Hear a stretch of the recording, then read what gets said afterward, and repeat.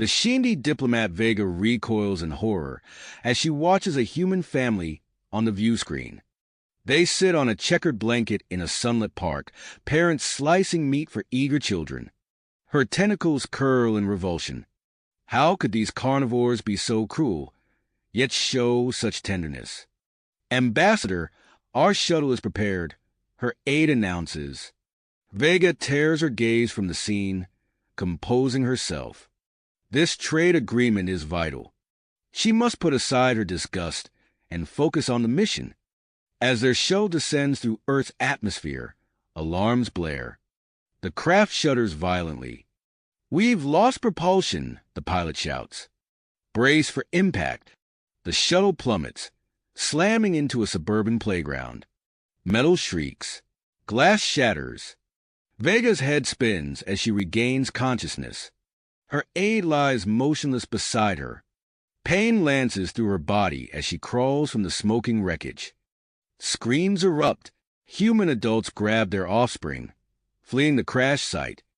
One small boy remains, pinned beneath twisted playground equipment.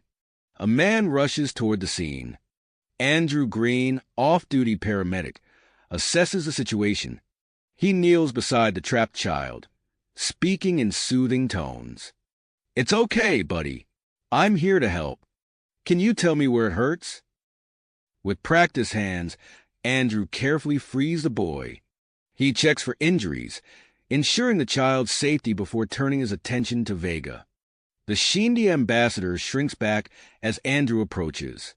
His gentle demeanor gives her pause. "It's all right," he says softly. "I'm a paramedic. Let me take a look at those wounds." Vega hesitates, then allows Andrew to examine her injuries. His touch is sure yet tender as he applies a compress to her bleeding arm. Sirens wail. Security forces converge on the crash site, weapons drawn. They surround Vega, shouting commands. "Step away from the alien. Hands where we can see them." Andrew stands, placing himself between Vega and the armed officers. "Wait! She's injured and needs medical attention." The security team leader steps forward. "Sir, move aside. That creature is a potential threat." "She's a diplomatic guest," Andrew counters. "We can't treat her like this." Tension crackles in the air. News drones hover overhead, broadcasting the standoff to millions. The fate of human-Shindy relations hangs in the balance. As Vega watches the human defender, she realizes her preconceptions may have been misguided. These carnivores, it seems, are capable of great compassion. The next few hours will determine whether this revelation leads to understanding or conflict on a galactic scale. As the standoff intensified, a sleek black vehicle pulled up to the crash site. Ambassador Jonathan Reeves emerged, his crisp suit a stark contrast to the chaos around him. He surveyed the scene, taking in the armed security forces, the injured Shindy ambassador, and the brave paramedics standing between them. Reeves approached with measured steps, his hands raised in a universal gesture of peace. "Gentlemen," he addressed the security team, his voice calm but authoritative, "I'm Ambassador Reeves. Let's de-escalate this situation." The security team leader hesitated, his grip on his weapon tightening. "Sir, we can't just dash." "I understand your concerns," Reeves interrupted smoothly, "but this is a delicate diplomatic matter. Lower your weapons. That's an order." Reluctantly, the security team complied, their weapons lowering but not holstered. The tension in the air eased slightly, allowing Reeves to turn his attention to Andrew and Vega. Andrew, still tending to Vega's wounds, looked up at Reeves with relief. "Thank you. Sir, she needs medical attention, and there's an injured child as well." Reeves nodded, pulling out a communication device. "I'm requesting immediate medical assistance for both the ambassador and the child. Can you tell me what happened?" As Andrew quickly recounted the events, Reeves studied Vega. The Shindy ambassador's tentacles twitched nervously, her alien eyes darting between the humans around her. Reeves stepped closer, his movements slow and deliberate, Ambassador Vega, he said softly, making an attempt at the clicks and whistles of the Shindy language. We mean you no harm. We want to help. Vega's tentacles relaxed slightly, a sign Reeves took as understanding. He gestured to Andrew, who was still applying pressure to her wound. This man has been caring for you. Will you allow us to provide further medical treatment? Before Vega could respond, the air filled with the whir of approaching news drones. Cameras focused on the scene, broadcasting the unusual tableau to millions of viewers across Earth and beyond. Reeves frowned, aware of the potential ramifications. He turned to the security team. Create a perimeter. Keep those drones at a distance. As the security forces moved to comply, sirens wailed in the distance. Medical teams were approaching. Reeves knew he had to act quickly to maintain control of the situation. Ambassador Vega, he said, kneeling beside her, we'd like to move you to a hospital for better treatment. Would you be comfortable with that? Andrew can accompany you if you wish. Vega's gaze shifted to Andrew, who gave her a reassuring nod. She clicked softly, a sound Reeves interpreted as agreement. As they prepared for transport, Andrew noticed Vega's attention drawn to the nearby playground. Children, having returned after the initial shock of the crash, were now playing under the watchful eyes of their parents. They're called playgrounds, Andrew explained gently. It's where our children go to have fun and be happy. Their well-being is very important to us. Reeves observed this interaction with keen interest. An idea began to form in his mind, a possible way to turn this potential disaster into a diplomatic opportunity. As the ambulance arrived and paramedics carefully loaded Vega onto a stretcher, Reeves pulled out his communication device once more. This is Ambassador Reeves. I need to speak to the Secretary of State immediately. We have a unique opportunity here. While Andrew climbed into the ambulance with Vega, Reeves quickly outlined his plan to his superiors. We'll arrange for a group of human families to visit the hospital. Give the Shindy ambassador a chance to see our society up close, especially our care for children. It could change everything. With the ambulance pulling away, sirens blaring, Reeves turned his attention back to the crash site. Local authorities were arriving to secure the area and begin investigating the cause of the shuttle malfunction. Reeves approached the lead investigator, a stern-faced woman in a crisp uniform. I need your team to work quickly and discreetly. Every piece of evidence could be crucial for our relations with the Shindy. As the investigator nodded and moved off to direct her team, Reeves felt the weight of the moment. The next few hours would be critical.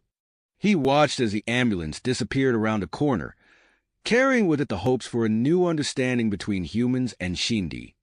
In the distance, he could see more media vans arriving. The story was spreading rapidly. Reeves straightened his tie and prepared to address the press. It was time to shape the narrative, to turn a potential catastrophe into a story of hope and cooperation.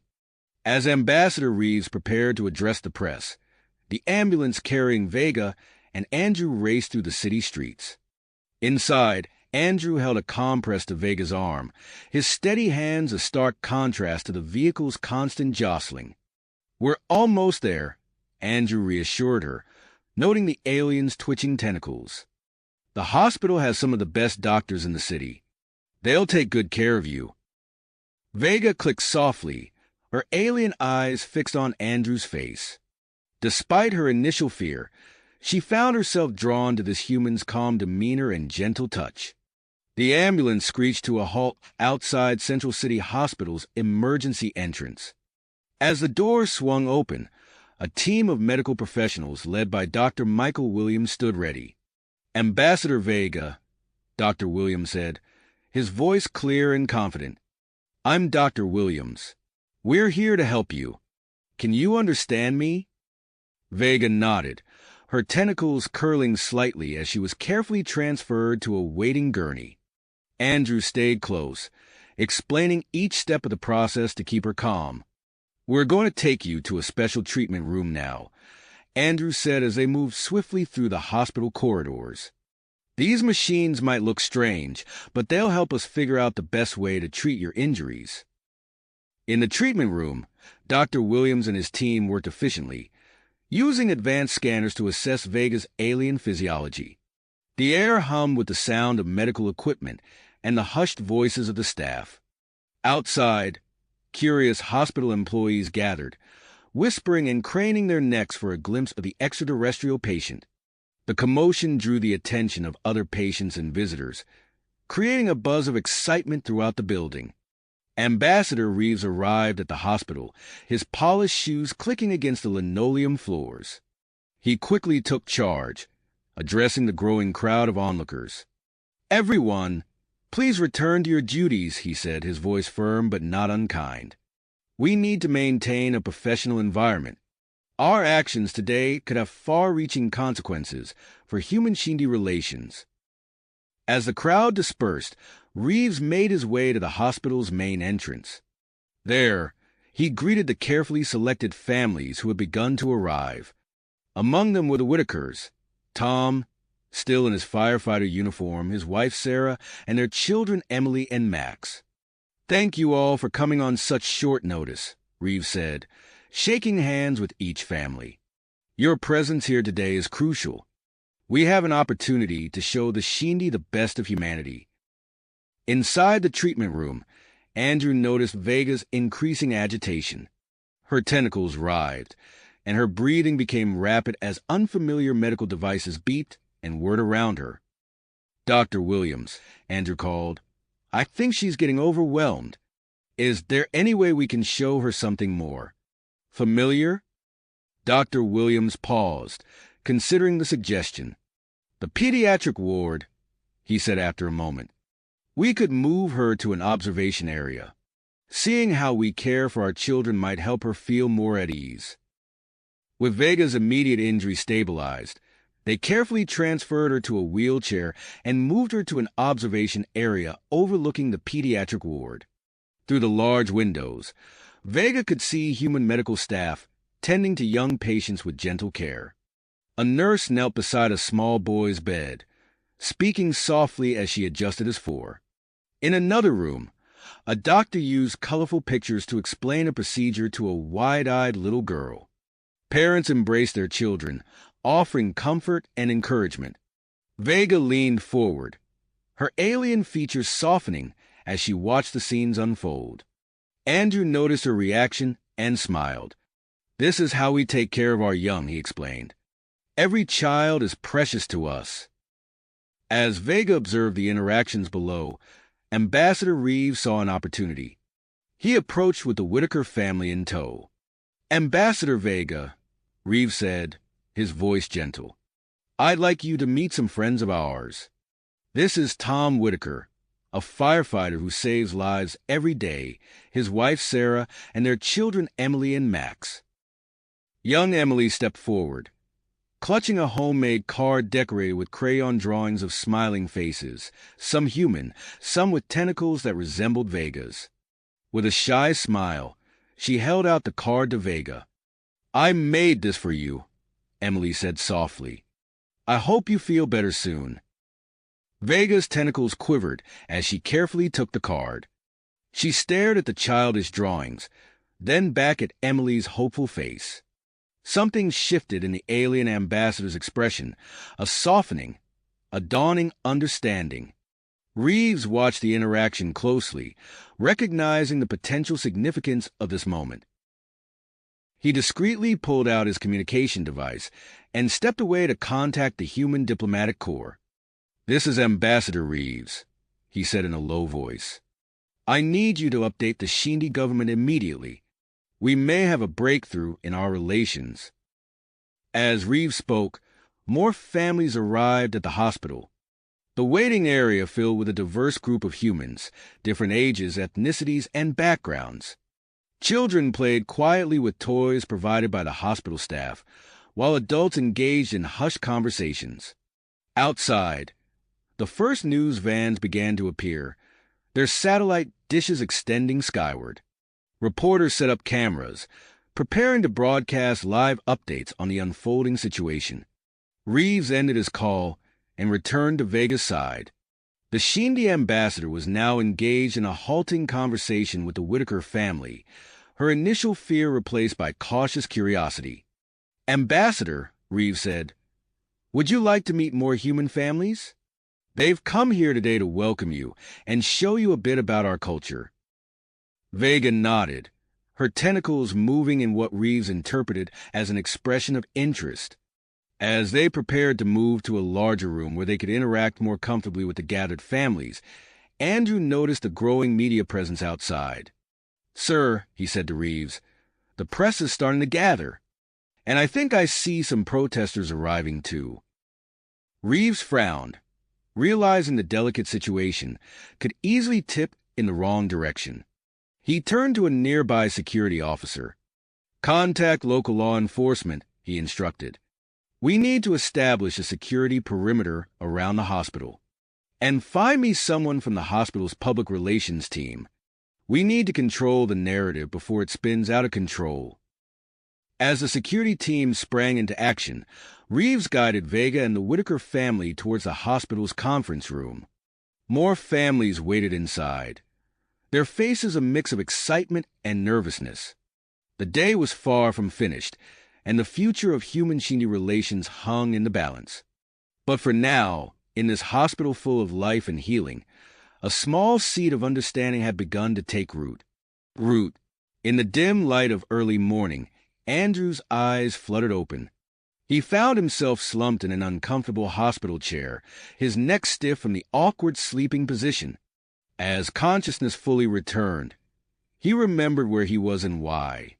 Beside him, in the hospital bed, lay Ambassador Vega. The Shindy's alien features were relaxed in sleep, her tentacles gently curled around the edge of the blanket.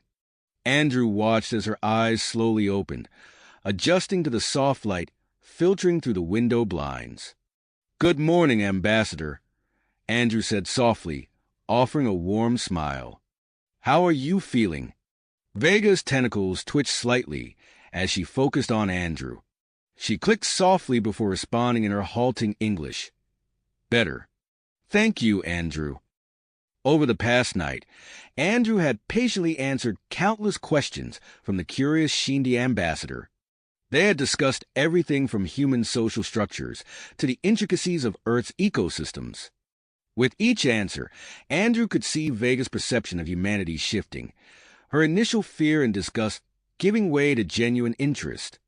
As they were about to continue their conversation, a gentle knock on the door interrupted them.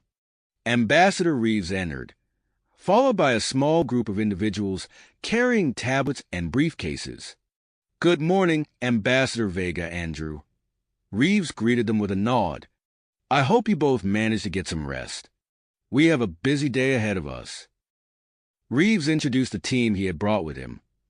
Cultural experts and xenobiologists eager to learn more about Shindy physiology and social structures. As they set up their equipment, Dr. Williams entered the room, a tablet in hand. "Ambassador Vega," Dr. Williams said, approaching the bed, "I'm pleased to report that your injuries are healing well. With your permission, I'd like to run a few more tests to ensure you're fit for today's activities." While Dr. Williams conducted his examination, Reeves pulled Andrew aside. "How did the night go?" Reeves asked in a low voice. Andrew ran a hand through his disheveled hair. "Actually, quite well. Vega was full of questions about Earth and humans. I think we're making progress in changing her perspective." Reeves nodded, a glimmer of hope in his eyes. "Excellent. We need to build on that. I've arranged for a series of interactions today, focusing on how we care for our children. It's crucial that we show Vega the best of humanity." As Dr. Williams concluded his examination, declaring Vega fit to leave her room, Reeves approached the Shindy ambassador. "Ambassador Vega, if you're feeling up to it, we'd like to show you more of our hospital, particularly areas related to childcare. Would that be acceptable?" Vega's tentacles curled in what Andrew had come to recognize as a gesture of agreement. With careful movements, She transferred herself to a wheelchair, allowing Andrew to guide her out of the room. Their first stop was the hospital's nursery. As they approached the large viewing window, Vega's alien eyes widened at the sight of the tiny human infants in their bassinets. Inside, nurses moved quietly between the newborns, checking vital signs and adjusting blankets with gentle touches. A young couple stood at the window, their faces beaming as they gazed at their newborn child. The father had his arm around the mother, who wiped away a tear of joy.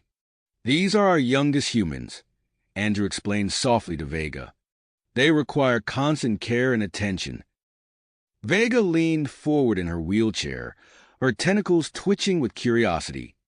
"So small," she clicked. "Vulnerable." "Yes," Andrew agreed. "That's why we put so much emphasis on protecting and nurturing them." As they watched, a nurse carefully lifted a fussing infant, cradling it close and softly singing a lullaby.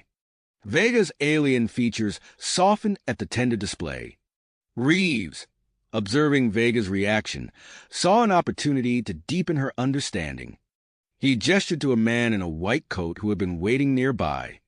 "Ambassador Vega, I'd like you to meet Dr. Mark Johnson, one of our leading pediatricians," Reeves said. Dr. Johnson approached with a warm smile. "It's an honor to meet you, Ambassador. I specialize in the care and development of human children. Would you be interested in learning more about how we nurture our young?" Vega nodded, her curiosity evident in the way her tentacles curled forward attentively. For the next hour, Dr. Johnson explained the intricacies of human child development, from prenatal care to early childhood education. He showed Vega charts of growth patterns, brain development, and the importance of emotional bonding.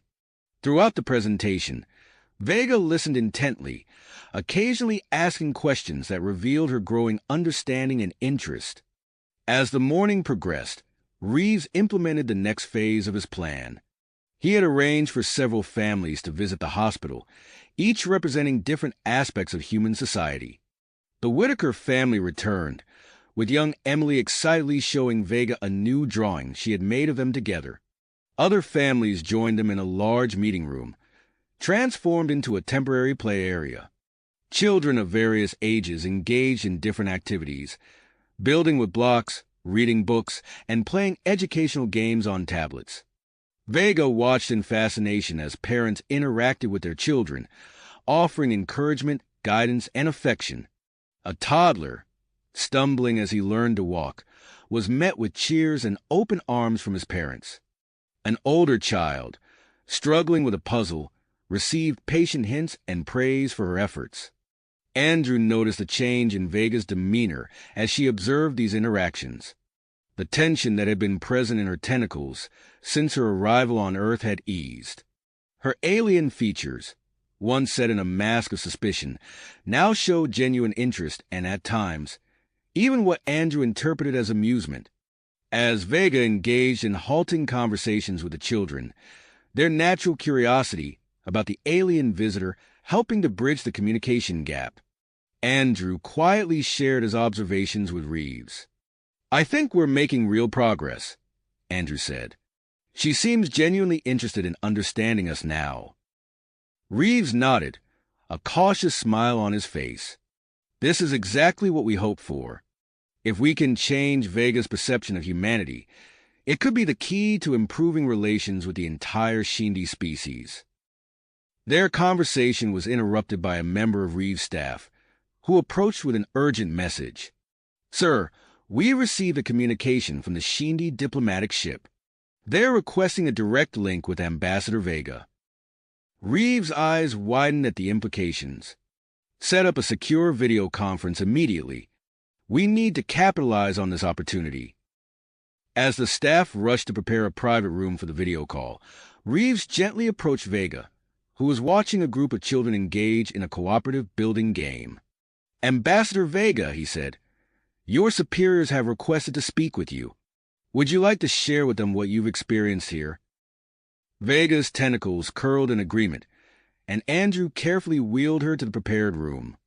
As the video link connected, Andrew and Reeves stood back, allowing Vega to address her superiors privately.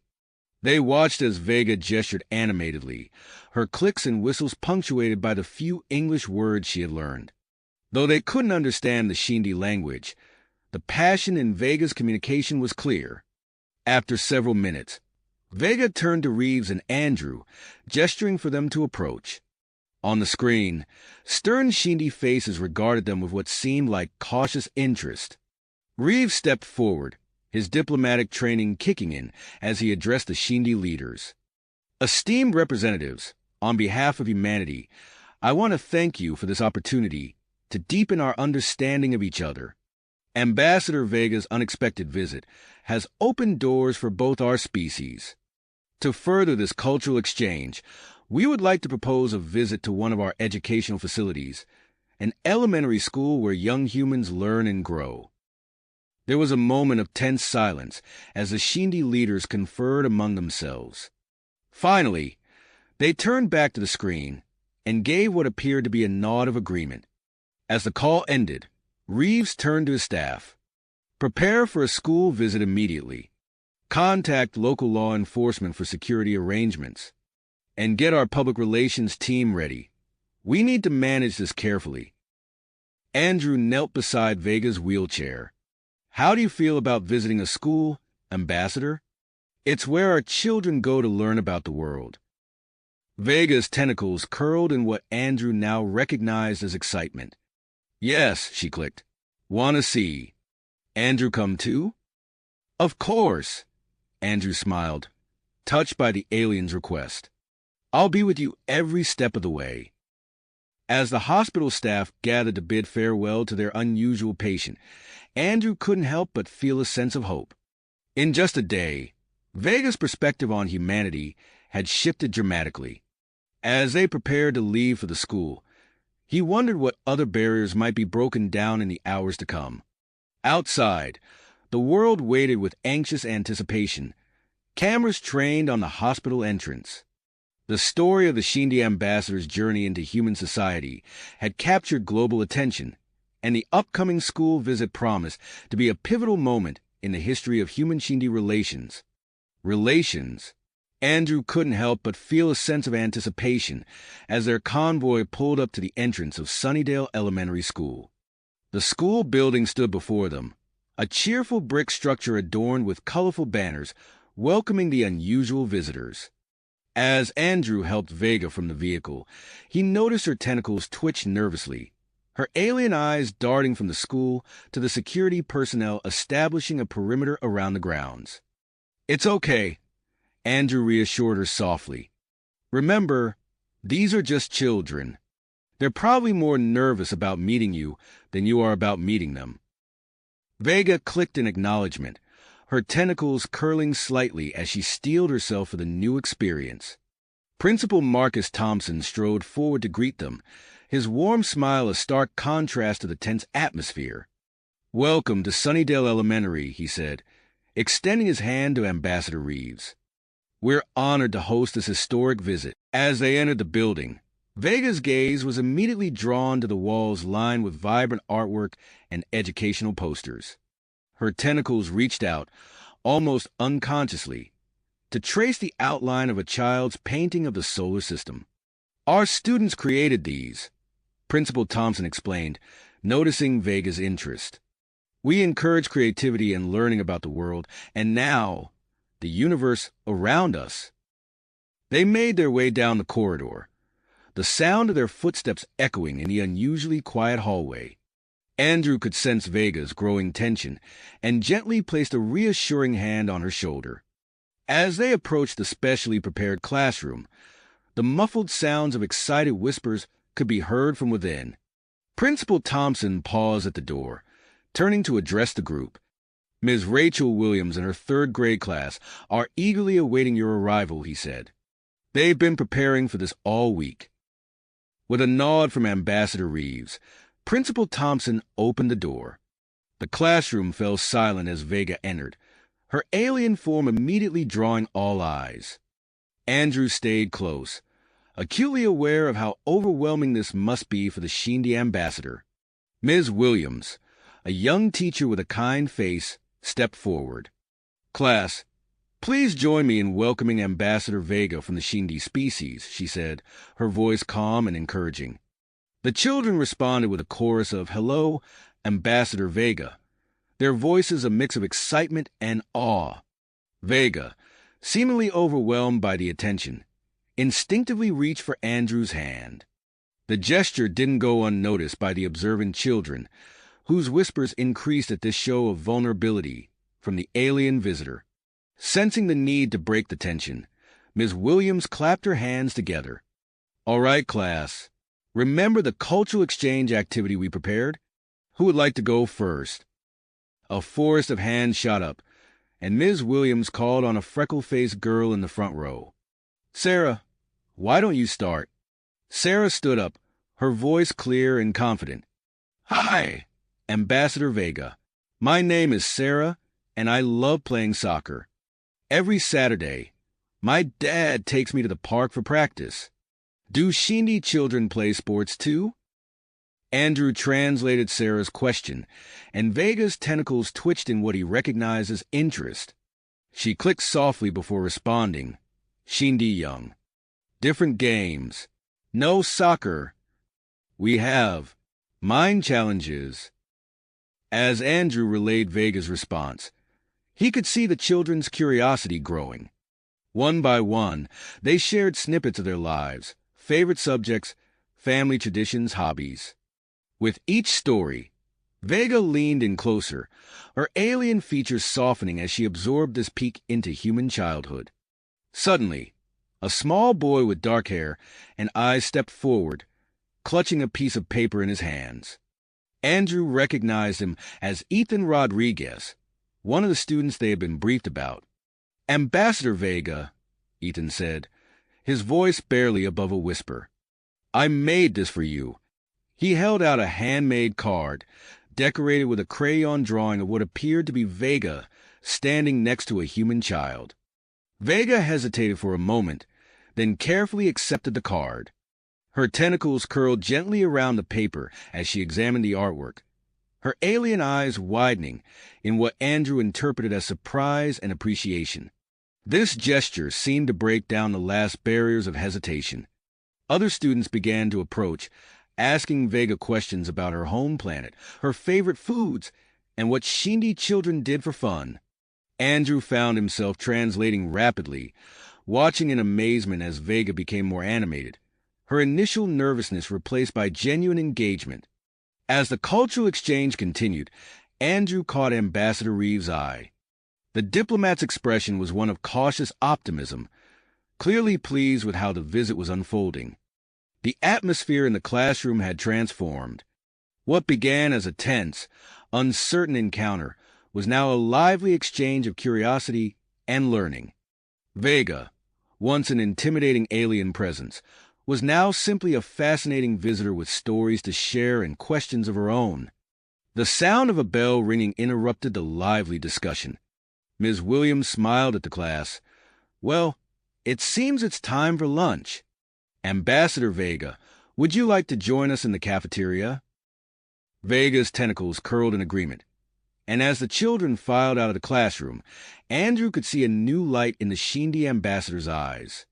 This visit was a long way to go, and he sensed that the lessons learned here today would extend far beyond the walls of Sunnydale Elementary. Elementary school. As they exited the building, Andrew could see the impact the visit had made on Vega. Her tentacles were relaxed, and her alien eyes seemed to sparkle with newfound understanding. However, their work was not nearly finished. Ambassador Reeves, energized by the success of the school visit, was already on his phone, speaking rapidly to his staff. "We need to capitalize on this momentum," Reeves said, turning to Andrew and Vega. "I'm arranging a symposium with Earth's leading child development experts and educators. We need to show Vega the full spectrum of how we nurture our young." Within hours, a conference room at the nearby university was transformed into a hub of activity.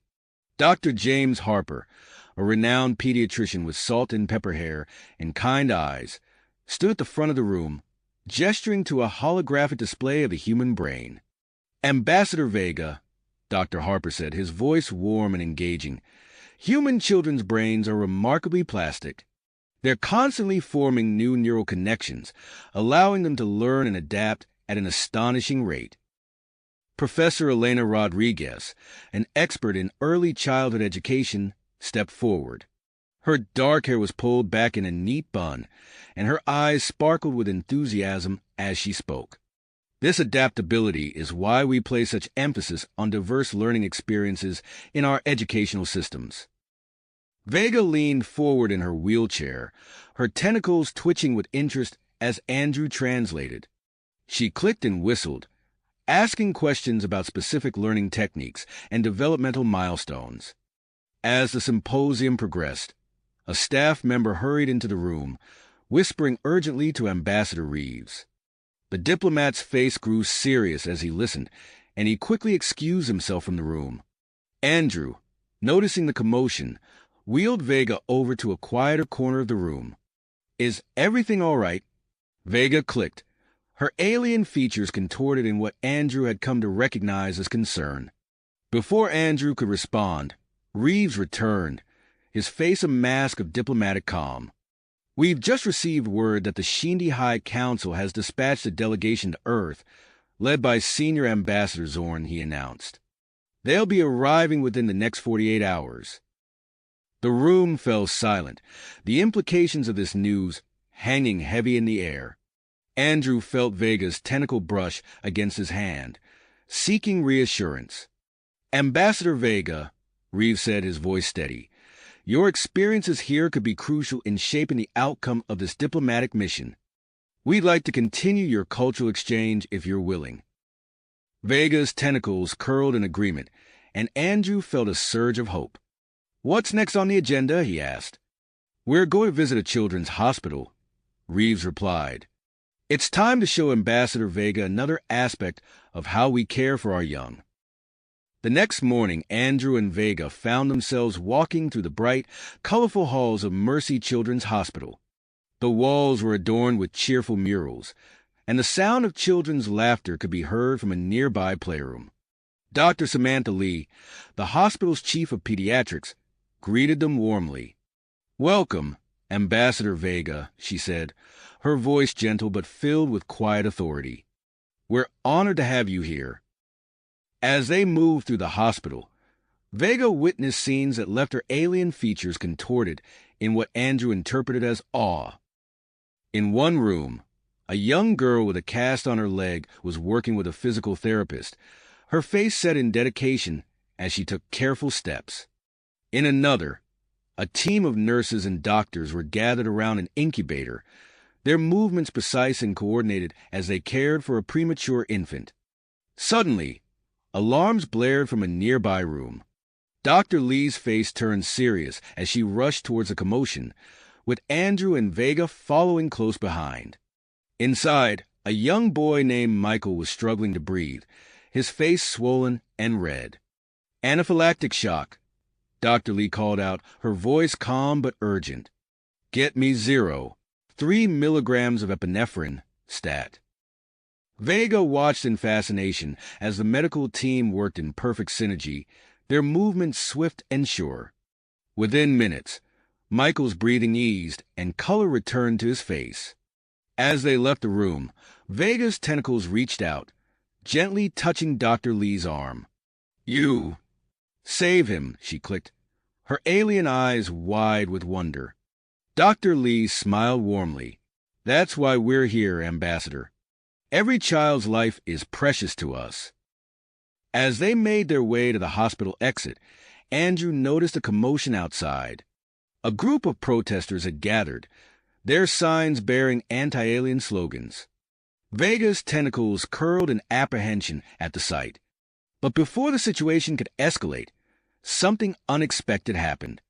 A group of parents, whose children were being treated at the hospital, formed a human chain in front of the entrance.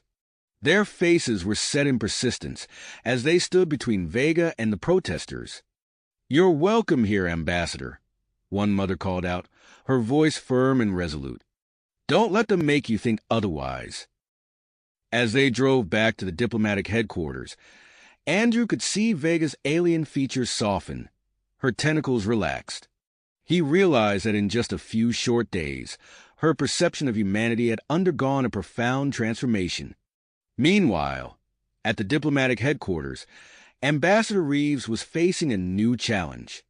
Intelligence reports suggested that certain factions within the Shindy government were pushing for aggressive action against Earth, viewing the shuttle crash as a potential act of sabotage. As Reeves pored over the reports, his phone rang. It was the office of President John Stevenson. "Mr. Ambassador," the president's voice came through, clear and authoritative. "We need to talk about our next steps. The future of human-Shindy relations may well hinge on what happens in the next few days." Reeves straightened his tie, his mind racing with possibilities. "Yes, Mr. President," he replied. "I believe I have an idea that might just work." "I believe I have an idea that might just turn the tide in our favor," Reeves said, his voice filled with dedication. As Reeves outlined his plan to the president, activity at the United Nations headquarters in New York City kicked into high gear. Within hours, a state-of-the-art studio materialized, equipped with cutting-edge holographic technology. The air buzzed with anticipation as technicians calibrated equipment and producers finalized broadcast details. Ambassador Reeves, his suit slightly rumpled from the long hours, stood in the center of the studio, surveying the organized chaos around him. He turned to his assistant. "Get me Dr. Elena Rodriguez and Dr. James Harper. We need the best minds in child psychology and education for this broadcast." As the team assembled, news broke of the Shindy delegation's imminent arrival. Outside Washington, D.C., a specially prepared diplomatic spaceport hummed with activity. Security personnel swarmed the area, their faces set in concentration as they performed final checks. The sleek Shindy ship pierced the Earth's atmosphere, leaving a trail of ionized particles in its wake. As it touched down, a hush fell over the assembled crowd. The ship's door hissed open, revealing Senior Ambassador Zorn and his entourage. Their alien forms, similar yet distinct from Vega's, cut imposing figures against the backdrop of human officials. Meanwhile, in New York City, Vega and Andrew arrived for final preparations. As they made their way through Central Park for a brief respite, the sound of laughter and shouts drew their attention. A group of children kicked a black and white ball back and forth on a grassy field. "Soccer," Andrew explained, noticing Vega's curiosity. "Remember Sarah from the classroom? This is the game she mentioned." Vega's tentacles twitched with interest. To Andrew's surprise, she gestured towards the field. "I join," she clicked softly. As Andrew translated Vega's request, the children's eyes widened with excitement. They waved her over enthusiastically. With Andrew's help, Vega maneuvered her wheelchair onto the field. At first, the game proceeded awkwardly, with the children unsure how to include their alien visitor. But as Vega used her tentacles to deftly pass the ball, their initial hesitation melted away. Soon, the air filled with cheers and laughter as human children and Shindy Ambassador engaged in a lively match. Unbeknownst to the players, several journalists captured the spontaneous interaction. Within minutes, images of Vega playing soccer with Earth children spread across social media platforms, generating a wave of positive sentiment. In Washington, D.C., the atmosphere was considerably tenser. President Stevenson stood at the head of a long table, his posture straight as he faced Ambassador Zorn. "We welcome you to Earth, Ambassador," he said, his voice steady and diplomatic. Zorn's alien features remained impassive. "We appreciate your hospitality, Mr. President," he replied, his words translated by a nearby device. "However, we have serious concerns about the events surrounding Ambassador Vega's extended stay on your planet." As the discussion unfolded, President Stevenson received a message from Reeves. A small smile tugged at his lips as he turned back to Zorn. "Ambassador, I believe we have something you might find interesting. We'd like to invite you and your delegation to witness a special broadcast event. The day of the broadcast arrived, and millions of viewers across Earth and the Shindy homeworld tuned in.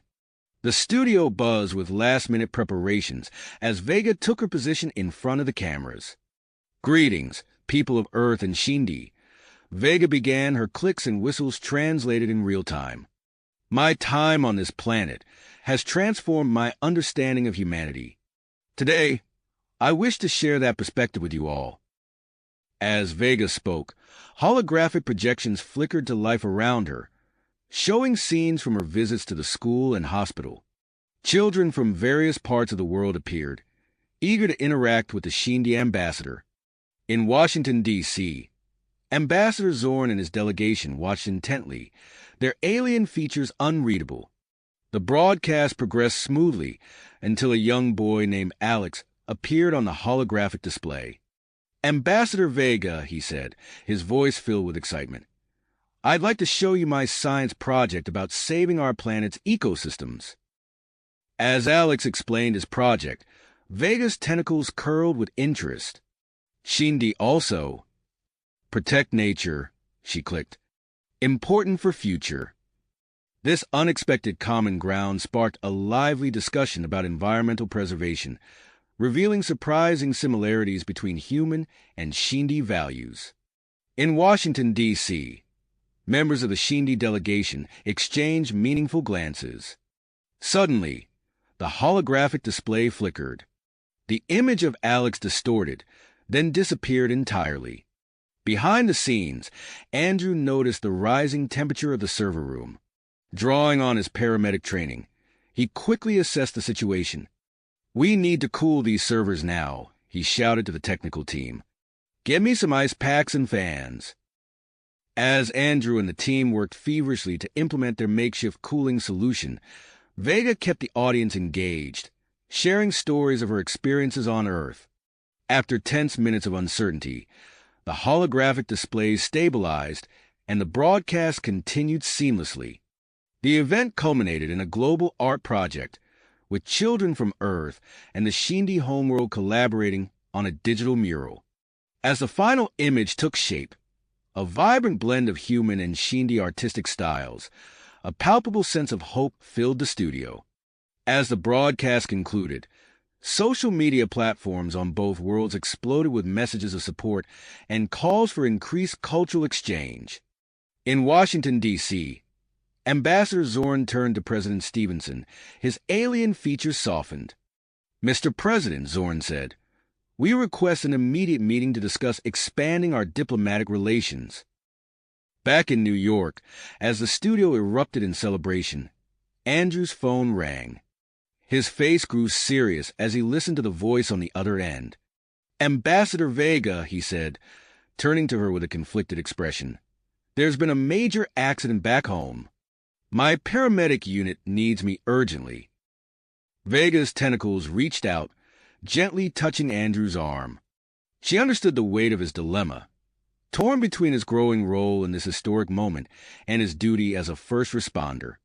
As Andrew grappled with his decision, the future of human-Shindy relations hung in the balance, shaped by the events of this extraordinary day.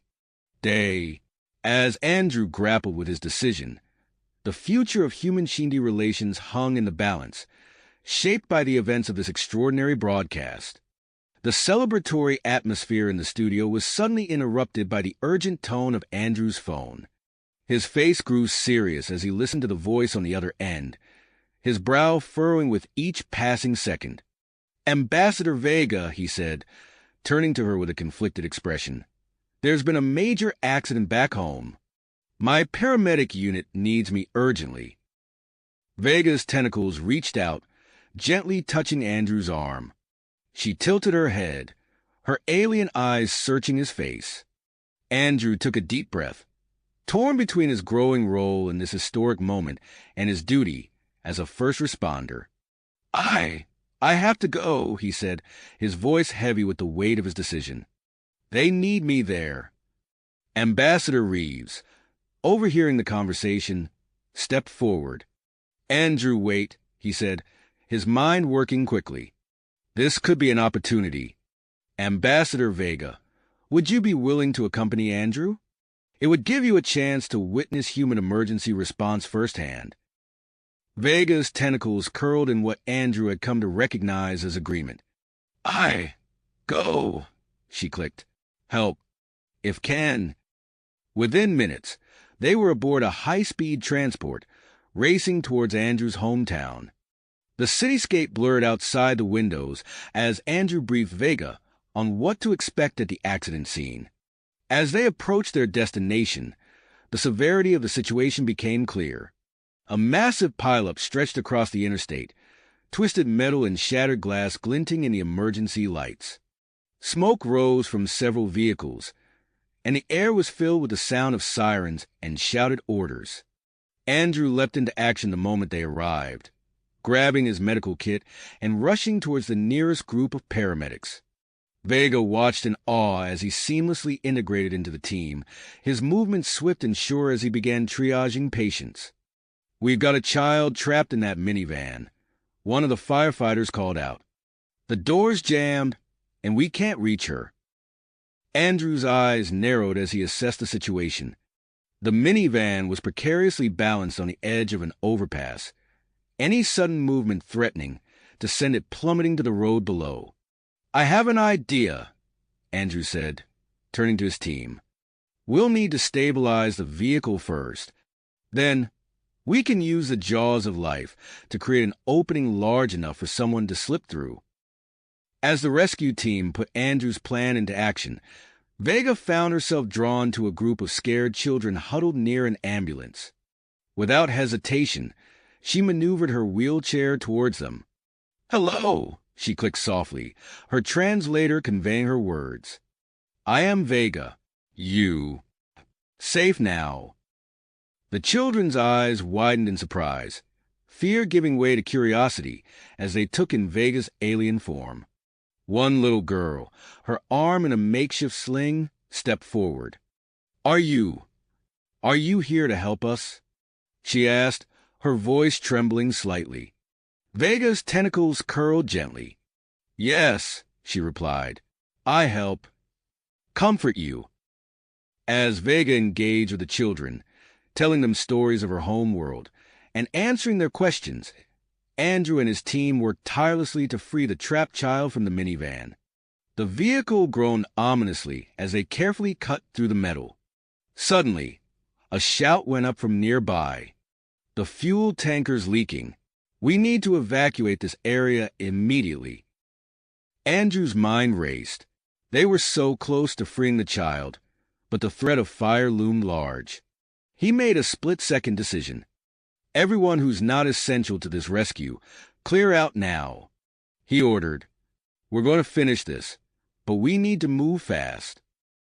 With renewed urgency, Andrew and his team redoubled their efforts. The sound of metal giving way filled the air, and finally, a small opening appeared. Andrew reached in, carefully extracting the terrified child and passing her to a waiting paramedic. As they moved away from the danger zone, Andrew caught sight of Vega. To his surprise, she was using her tentacles to help distribute water and blankets to the survivors, working alongside human volunteers with seamless coordination. The night wore on, a crucible of human and Shindi cooperation. Vega's unique abilities proved unexpectedly useful, her enhanced strength allowing her to move debris that would have taken several humans to shift. News of Vega's involvement spread rapidly. Live footage of the Shindi ambassador working side by side with human first responders became a powerful symbol of interspecies unity, captivating audiences on both Earth and the Shindi homeworld. As dawn broke, Andrew and Vega found themselves working together to free a young family trapped in their vehicle. Andrew's medical expertise, combined with Vega's strength and dexterity, made for an effective team.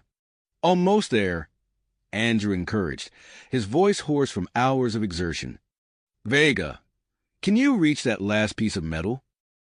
Vega's tentacles snaked into the wreckage, carefully bending the obstruction out of the way.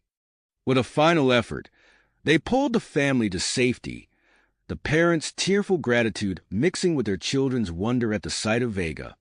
As the rescue operation wound down, a spontaneous show of gratitude erupted from the survivors and their families. Human and Shindy alike were moved by the outpouring of emotion and relief. Exhausted but fulfilled, Andrew and Vega made their way back to the temporary command center. They found Ambassador Reeves waiting for them, his face alight with excitement. "You two have no idea what you've just accomplished," he said, gesturing to a nearby screen where President Stevenson was addressing a joint human-Shindy audience. "The events of this night," the president was saying, "have shown us the true potential of human-Shindy cooperation. I am pleased to announce plans for expanded collaboration in emergency response and medical training between our two species." As Andrew and Vega listened to the president's speech, they exchanged a glance of shared understanding. Their bond, forged in the crucible of crisis, seemed to embody the growing connections between their two species. Yet even as hope for the future blossomed, shadows of dissent began to stir. In the corners of social media and in hushed conversations, voices of concern about the rapid pace of integration began to make themselves heard. As they prepared to return to New York, Andrew and Vega were unaware of the challenges that lay ahead. For now, they basked in the glow of their shared accomplishment, their friendship a beacon of hope for the future of human-Shindy relations. Relations hung in the balance. The impact of their shared experience during the rescue operation would prove to be far-reaching. In the days following the highway accident, Ambassador Reeves moved swiftly to capitalize on the newfound goodwill between humans and Shindy. His first order of business was to organize a joint human-Shindy medical conference in Geneva, Switzerland, focusing on pediatric care and emergency response techniques. Andrew, still processing the events of that fateful night, found himself thrust further into the spotlight when he received an invitation to speak at the conference. As he read the formal request, his mind raced with a mix of excitement and apprehension. "They want me to talk about working with Vega during the accident," he explained to Ambassador Reeves, his voice tinged with disbelief. Reeves nodded, a smile playing at the corners of his mouth. "Your experience is invaluable, Andrew. It's a perfect example of what we can achieve together." After careful consideration, Andrew accepted the invitation, taking a temporary leave from his regular paramedic duties. As he prepared his speech, he couldn't help but marvel at how quickly his life had changed. Meanwhile, Vega's curiosity about human culture had only grown stronger following her experience at the accident scene. She approached Ambassador Reeves with a request that surprised even him. "I want learn. Human education," she clicked, her tentacles curling with enthusiasm. Reeves' eyes lit up at the opportunity. Within days, he had arranged for Vega to embark on a global tour of various educational institutions, from primary schools to universities. As Vega set off on her educational journey, Ambassador Zorn and his delegation began a series of visits to human agricultural facilities. Their first stop was a sustainable farming operation in California's Central Valley. Zorn's eyes widened as he took in the vast expanse of crops stretching to the horizon.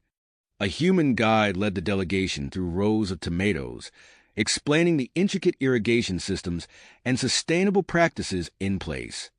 "Our goal is to maximize yield while minimizing environmental impact," the guide explained, gesturing to a nearby solar panel array. Zorn nodded, his alien features softening with interest. "Similar to Shindy hydroponic gardens," he clicked, surprising the human guide with his knowledge. As these initiatives unfolded, Andrew found himself in Geneva, standing before a diverse audience of human and Shindy medical professionals. He took a deep breath, steadying his nerves before launching into his speech. "When I first met Ambassador Vega, I never imagined we'd end up working side by side in an emergency situation," he began, his voice growing stronger with each word. "But that night on the highway, I saw firsthand the incredible potential of human-Shindy cooperation." As Andrew recounted the events of the rescue operation, he noticed the rapt attention of both human and Shindy attendees. His words painted a vivid picture of teamwork and shared purpose that transcended species boundaries. While Andrew spoke in Geneva, Vega's educational tour had brought her to Tokyo, Japan. She found herself at a cutting-edge STEM academy, surrounded by young human students engrossed in advanced robotics projects. Vega watched in fascination as a group of teenagers worked on a small, spider-like robot. Their fingers flew over touchscreens and keyboards, making minute adjustments to the robot's programming. "This is amazing!" Vega clicked to her translator, her tentacles curling with excitement. "Human youth. Very creative." The lead instructor smiled, pride evident in his voice. "Our students are pushing the boundaries of robotics and AI integration. We believe in fostering innovation from a young age." As Vega observed the students' problem-solving skills and technical prowess, she found herself reevaluating her species' preconceptions about human technological capabilities. Back in Geneva, the medical conference was in full swing. A team of human and Shindy researchers took the stage, unveiling their collaborative findings on comparative xenobiology. "By studying the similarities and differences in our physiologies," explained Dr. Williams from Central City Hospital, "we've opened up new avenues for interspecies medical care." His Shindy counterpart, Dr. Zex, added, "This research lays the groundwork for treatments that could benefit both our species."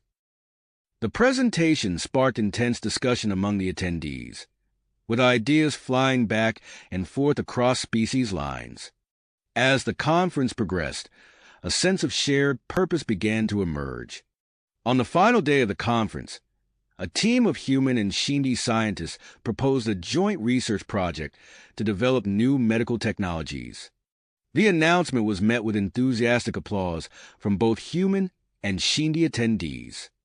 As news of these developments spread, social media platforms on both Earth and the Shindy homeworld buzzed with excitement. Citizen-led cultural exchange groups began to form in major cities, eager to build on the growing spirit of cooperation. However, not everyone shared in the enthusiasm. In New York, a small group of protesters gathered outside the UN headquarters, holding signs that read "Earth for Humans" and "Preserve Our Culture." Similarly, on the Shindy homeworld, traditionalist groups began to voice concerns about the rapid pace of integration with humans. Recognizing the need to address these concerns, Ambassador Reeves and Ambassador Zorn held a joint press conference. They announced the formation of a Human Shindy Cultural Preservation Committee, emphasizing their commitment to balancing cooperation with cultural integrity.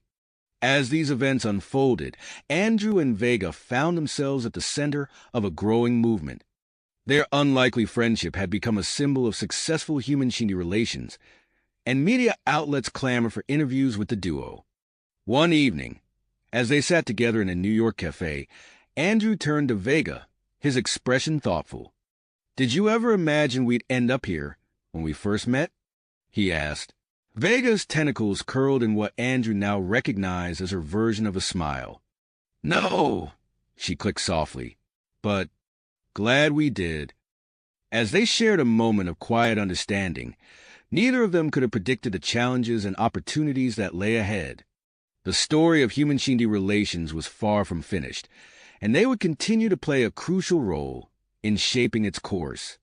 As Andrew and Vega shared their moment of quiet understanding in the New York cafe, little did they know that their partnership was about to be thrust into an even more extraordinary venture. The next morning, they received an urgent summons from Ambassador Reeves to attend a high-level meeting at the United Nations headquarters. Upon arriving, they found themselves in a room filled with an air of anticipation. Ambassador Reeves stood at the head of a long table, flanked by holographic displays showing intricate schematics of what appeared to be a spacecraft. "Andrew, Vega, thank you for coming on such short notice," Reeves began, his eyes gleaming with excitement. "We're about to embark on the most ambitious project in the history of human-Shindy relations." With a flourish, he activated a holographic projection that filled the center of the room. A sleek, gleaming spacecraft materialized before their eyes, its design unlike anything Andrew had ever seen. This, Reeves announced, is Project Horizon, a joint human-Shindy interstellar vessel that will push the boundaries of our combined technological capabilities. Andrew's jaw dropped as he took in the magnitude of what Reeves was proposing. Vega's tentacles curled and uncurled rapidly, a clear sign of her excitement. "We want you both to be part of this mission," Reeves continued. "Andrew, your experience working with Vega during the highway rescue has made you an ideal candidate for the role of lead human medic. Vega, we'd like you to serve as the Shindy cultural liaison." The room buzzed with activity as Reeves outlined the project's scope. Engineers from both species were already collaborating on the spacecraft's design, pushing the boundaries of propulsion technology and life support systems. In the weeks that followed, Andrew found himself immersed in an intensive training program. He studied space medicine and Shindy physiology, often working late into the night to absorb the vast amount of information. One evening, as he pored over a holographic model of Shindy anatomy, Vega entered his study area. She observed him for a moment before speaking. "You work hard," she clicked, her translator conveying a tone of admiration. Andrew looked up, rubbing his tired eyes. "It's fascinating stuff. I never imagined I'd be preparing for a mission like this."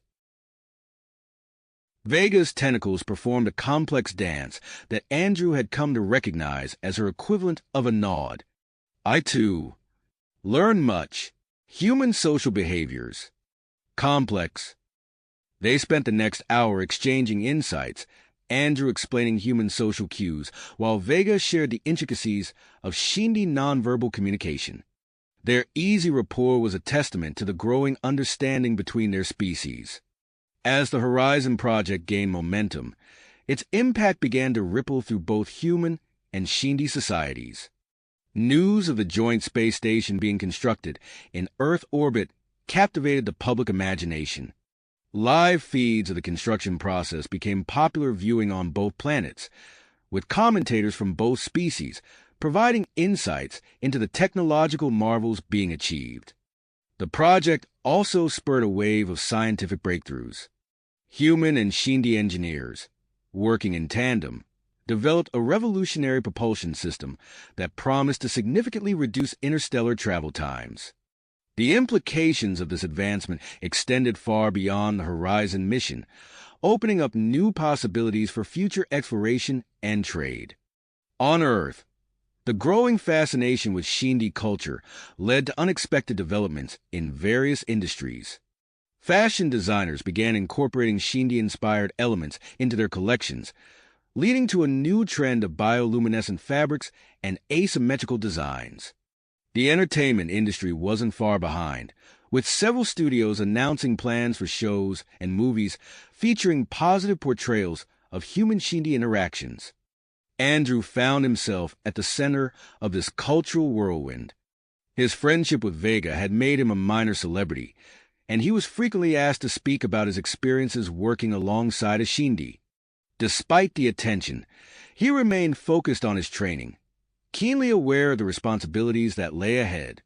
As the launch date for the Horizon mission drew closer, Andrew and Vega's training intensified. They spent long hours in sophisticated simulators, learning to work together in the challenging environment of deep space. Their complementary skills and growing understanding of each other's thought processes made them an effective team, setting a standard for human-Shindy cooperation. One day, during a particularly grueling simulation of a medical emergency in zero gravity, Andrew found himself marveling at how seamlessly he and Vega worked together. As they successfully stabilized their holographic patient, he caught Vega's eye. "We've come a long way since that night on the highway," he said, a note of wonder in his voice. Vega's tentacles rippled in what Andrew now recognized as her version of a smile. "Yes," she clicked. "Together, we achieve much."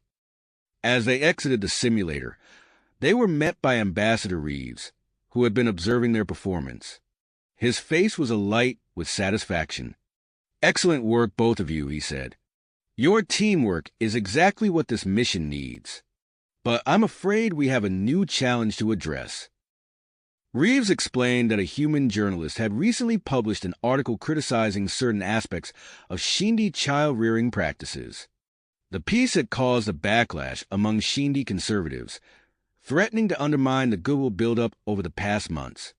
We need you two to help mediate the situation, Reeves said. Your friendship has become a symbol of what we can achieve together. Use that influence to foster understanding. Andrew and Vega exchanged a glance, both recognizing the importance of the task.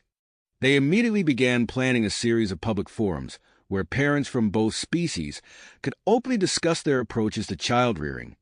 As they worked to organize these events, the final preparations for the Horizon mission continued apace.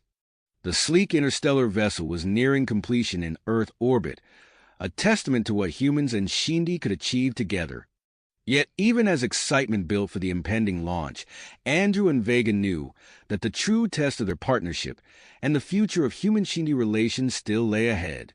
Ahead, the weight of their responsibilities settled over them like a mantle, but they were ready for the challenge. As the launch date for the Horizon mission drew closer, the pace of preparations intensified. Andrew and Vega found themselves immersed in a series of rigorous simulations designed to test their ability to work together under extreme conditions. The holographic training room hummed with energy as they faced scenario after scenario, each more challenging than the last. During one particularly grueling simulation, alarms blared throughout the mock spacecraft. Red warning lights bathed the control room in an eerie glow as Andrew and Vega rushed to address a simulated life support failure. Oxygen levels dropping in Sector 3, Andrew called out, his fingers flying over the holographic display. We need to reroute power from non-essential systems. Vega's tentacles danced across her own console, her movements a blur. Negative, she clicked, her translator conveying urgency. Shindy physiology. Different needs. Suggest. Alternate approach. Andrew hesitated for a split second, his training urging him to follow standard human procedures. But in that moment, he recalled the countless hours he'd spent studying Shindy biology. With a deep breath, he made a decision. Okay, Vega, what's your plan? Together, they implemented a solution that drew from both human and Shindy problem-solving methods. As the simulation ended, both human and Shindy mission controllers looked on with approval. Commander Leong, the lead human controller, nodded appreciatively. Excellent work, both of you. Andrew, your ability to adapt and integrate Shindy thinking into your actions is exactly what this mission needs. The successful simulation boosted morale, but new challenges quickly emerged. Dr. Marcus Holloway, a controversial xenobiologist, published a paper suggesting that prolonged close contact between humans and Shindy could lead to the transmission of previously unknown pathogens. The report spread like wildfire through social media channels, sparking public concern and threatening to delay the mission launch. Ambassador Reeves wasted no time in addressing the issue. He convened an emergency meeting of human and Shindy medical experts, including Andrew, in a state-of-the-art conference room at the United Nations headquarters. We need to analyze this data thoroughly and develop enhanced quarantine and sterilization procedures, Reeves announced, his voice firm. The public needs to see that we're taking these concerns seriously. For the next 72 hours, Andrew worked alongside Shindy health specialists, poring over Dr. Holloway's research and cross-referencing it with their own findings. The room buzzed with activity as holographic displays flickered with complex biological models and data streams. Dr. Zex, a Shindy immunologist, approached Andrew with a concerned expression. Human immune systems. Different from ours. How ensure? Mutual protection? Andrew rubbed his tired eyes, then snapped his fingers as an idea struck him. What if we create a comprehensive interspecies medical protocol? something that accounts for the unique physiological needs of both humans and Shindy in space. The team threw themselves into the task, combining human medical knowledge with Shindy biological expertise. They developed a multi-layered approach that included advanced air filtration systems, personalized immunoboosters, and rigorous decontamination procedures. When they presented their findings to Ambassador Reeves and the public, the response was overwhelmingly positive. The swift and transparent response helped allay fears and maintain support for the launch. As the final days before launch ticked away, Andrew and Vega found themselves busier than ever.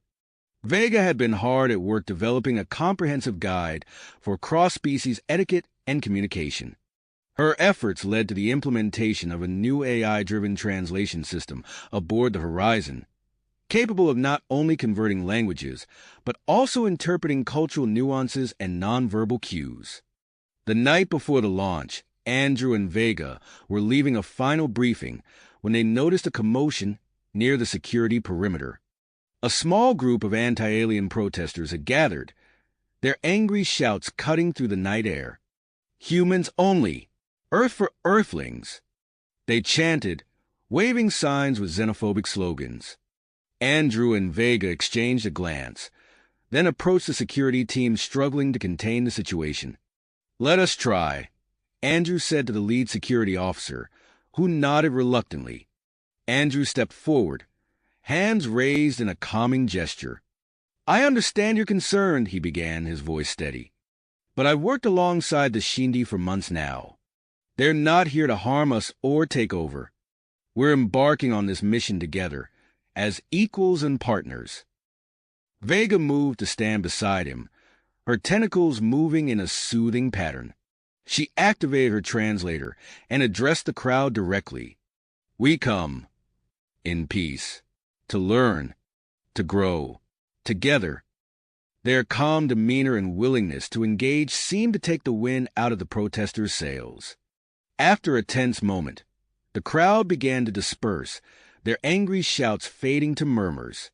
Launch day arrived with a palpable sense of anticipation. As Andrew and Vega boarded the Horizon, they paused at the airlock, taking in the magnitude of the moment. "Ready for this?" Andrew asked, a mix of excitement and nervousness in his voice. Vega's tentacles curled in what Andrew now recognized as her version of a smile. "Together, we are ready." The launch proceeded smoothly, the Horizon lifting off on schedule. As they cleared Earth's atmosphere, the revolutionary propulsion system, a product of combined human and Shindy technology, hummed to life. The successful activation marked a new era in space exploration for both species. As the Horizon began its journey into deep space, Andrew took charge of the medical bay, implementing the new interspecies health protocols. Vega assumed her position as cultural liaison, facilitating communication among the diverse crew.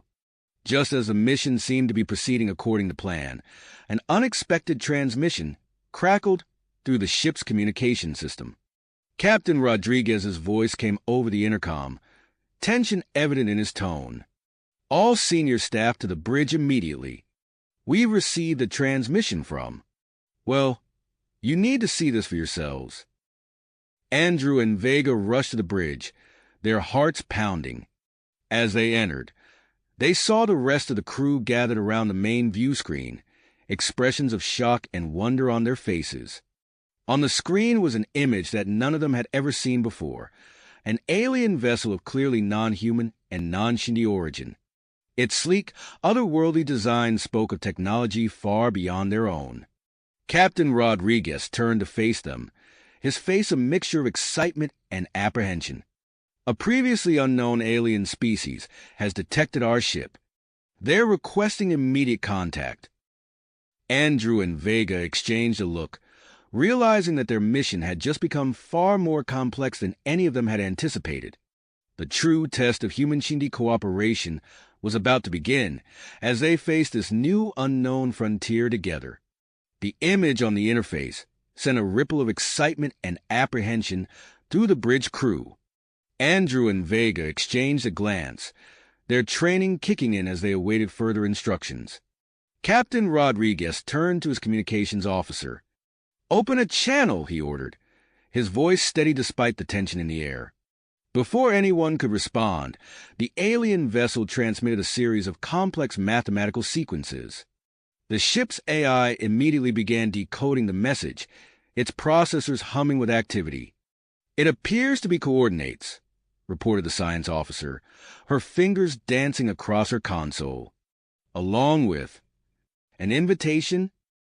Captain Rodriguez nodded, his expression thoughtful.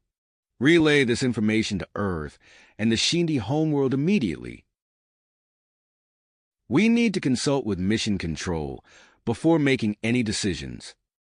As the crew bustled with activity, Andrew felt a gentle tap on his shoulder. He turned to see Vega, her tentacles moving in a pattern he recognized as urgency. "Medical bay," she clicked. "Prepare." "For unknown." Andrew nodded, understanding the implications. They needed to be ready for any potential biological threats this new species might pose. Without a word, they both headed for the turbolift, their minds already racing with preparations. In the medical bay, Andrew found Dr. Tala, the chief Shindy medical officer, already reviewing data on her screen. "Dr. Henderson," she greeted him, her translator conveying a mix of excitement and concern. "I assume you've heard?" Andrew nodded, moving to join her at the console. "We need to establish comprehensive quarantine protocols," he said, pulling up the files from their work on Dr. Holloway's paper. "Let's start by adapting these for potential alien physiology." As they worked, Vega coordinated with the xenolinguistics team, using the mathematical patterns from the transmission as a foundation for a potential universal language. Her expertise in cross-species communication proved invaluable as they refined their translation algorithms. Hours passed in a flurry of activity. The Horizon had altered course, following the coordinates provided in the alien transmission. As they approached their destination, Captain Rodriguez's voice came over the intercom. "All senior staff to the bridge. We're approaching the coordinates." Andrew and Vega made their way back to the bridge, arriving just as the ship dropped out of FTL. The view screen flickered to life, revealing a massive space station orbiting a gas giant. Its architecture was unlike anything they had ever seen, organic-looking structures pulsing with energy. "Incredible," breathed Subcommander Zira, the Shindy's second-in-command.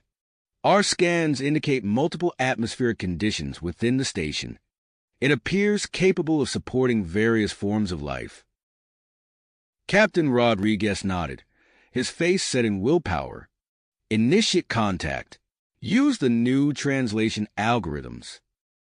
The communications officer sent out a message of peaceful intent and scientific curiosity. The response came swiftly, inviting a small delegation to board the station. A tense discussion followed as they debated the composition of the boarding party. Eventually, it was decided.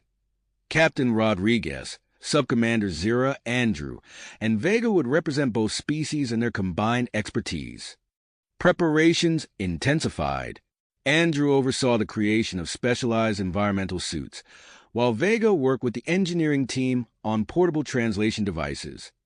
The atmosphere on the horizon was electric with anticipation as the boarding party made final checks. As they boarded the shuttle, Andrew felt a mix of excitement and trepidation. He glanced at Vega, seeing his own emotions reflected in the subtle movements of her tentacles. Captain Rodriguez took the pilot seat, his experienced hands guiding the shuttle away from the horizon. As they approached the alien station, a shimmering energy field enveloped their craft. Instead of resistance, they felt a gentle guidance, drawing them towards a docking port that seemed to materialize out of the station's fluid-like exterior. With a soft thud, the shuttle docked. Captain Rodriguez turned to his team, his expression serious. "Remember your training. We're making history here, but safety is our priority." They cycled through the airlock, their environmental suits humming as they adjusted to the station's atmosphere. As the inner doors slid open, they stepped into a vast, open space that defied their understanding of physics and biology. Swirling patterns of light danced around them, and floating islands of diverse ecosystems hung in the air. Gravity seemed to shift and change, objects and life forms moving in impossible ways. "Remarkable," Subcommander Zero whispered, her translator barely capturing the awe in her voice. As they moved deeper into the station, they caught their first glimpse of the alien species. Entities of swirling energy and color, vaguely humanoid but constantly shifting, approached them.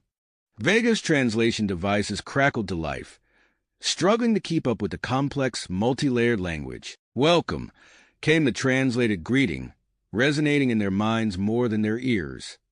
"We are the Luminari. We have watched your species with great interest." Captain Rodriguez stepped forward, his posture open and non-threatening. "We come in peace, seeking knowledge and friendship." As the initial exchange continued, Andrew's attention was drawn to one of the Luminari entities. Its swirling pattern seemed erratic, its form flickering and destabilizing. Without hesitation, he approached, his suit sensors already analyzing the energy patterns. Drawing on his knowledge of both human and Shindy physiology, Andrew made a daring attempt to stabilize the Luminari's energy field. His hands moved swiftly over his suit's controls, adjusting energy outputs and creating a stabilizing field. The other Luminari watched in fascination as the distressed entity's form steadied, its swirling patterns returning to a more harmonious state. A sense of gratitude and admiration emanated from the aliens, their energy patterns shifting in what Andrew interpreted as approval. "Your compassion transcends species," the Luminari spokesperson communicated. "This willingness to aid the unknown speaks volumes of your potential." As the meeting progressed, the Luminari revealed more about themselves and their interest in human and Shindy cooperation. The boarding party listened in awe, their minds racing with the implications of this encounter. When it was time to return to the horizon, the team's excitement was palpable. As they boarded their shuttle, Andrew caught Vega's eye. Her tentacles moved in a pattern he now recognized as her equivalent of a smile. "New chapter," she clicked, her translator conveying her enthusiasm. "Much to learn." Andrew nodded, feeling the weight of the experience settling on him. As the shuttle detached from the station and began its journey back to the horizon, he knew that their mission had just become far more complex and exciting than any of them could have imagined. The shuttle docked smoothly with the horizon, and as the boarding party disembarked, they were met with a flurry of activity. Captain Rodriguez immediately called for a senior staff meeting to discuss the implications of their encounter with the Luminari. As the team gathered in the conference room, the excitement was palpable.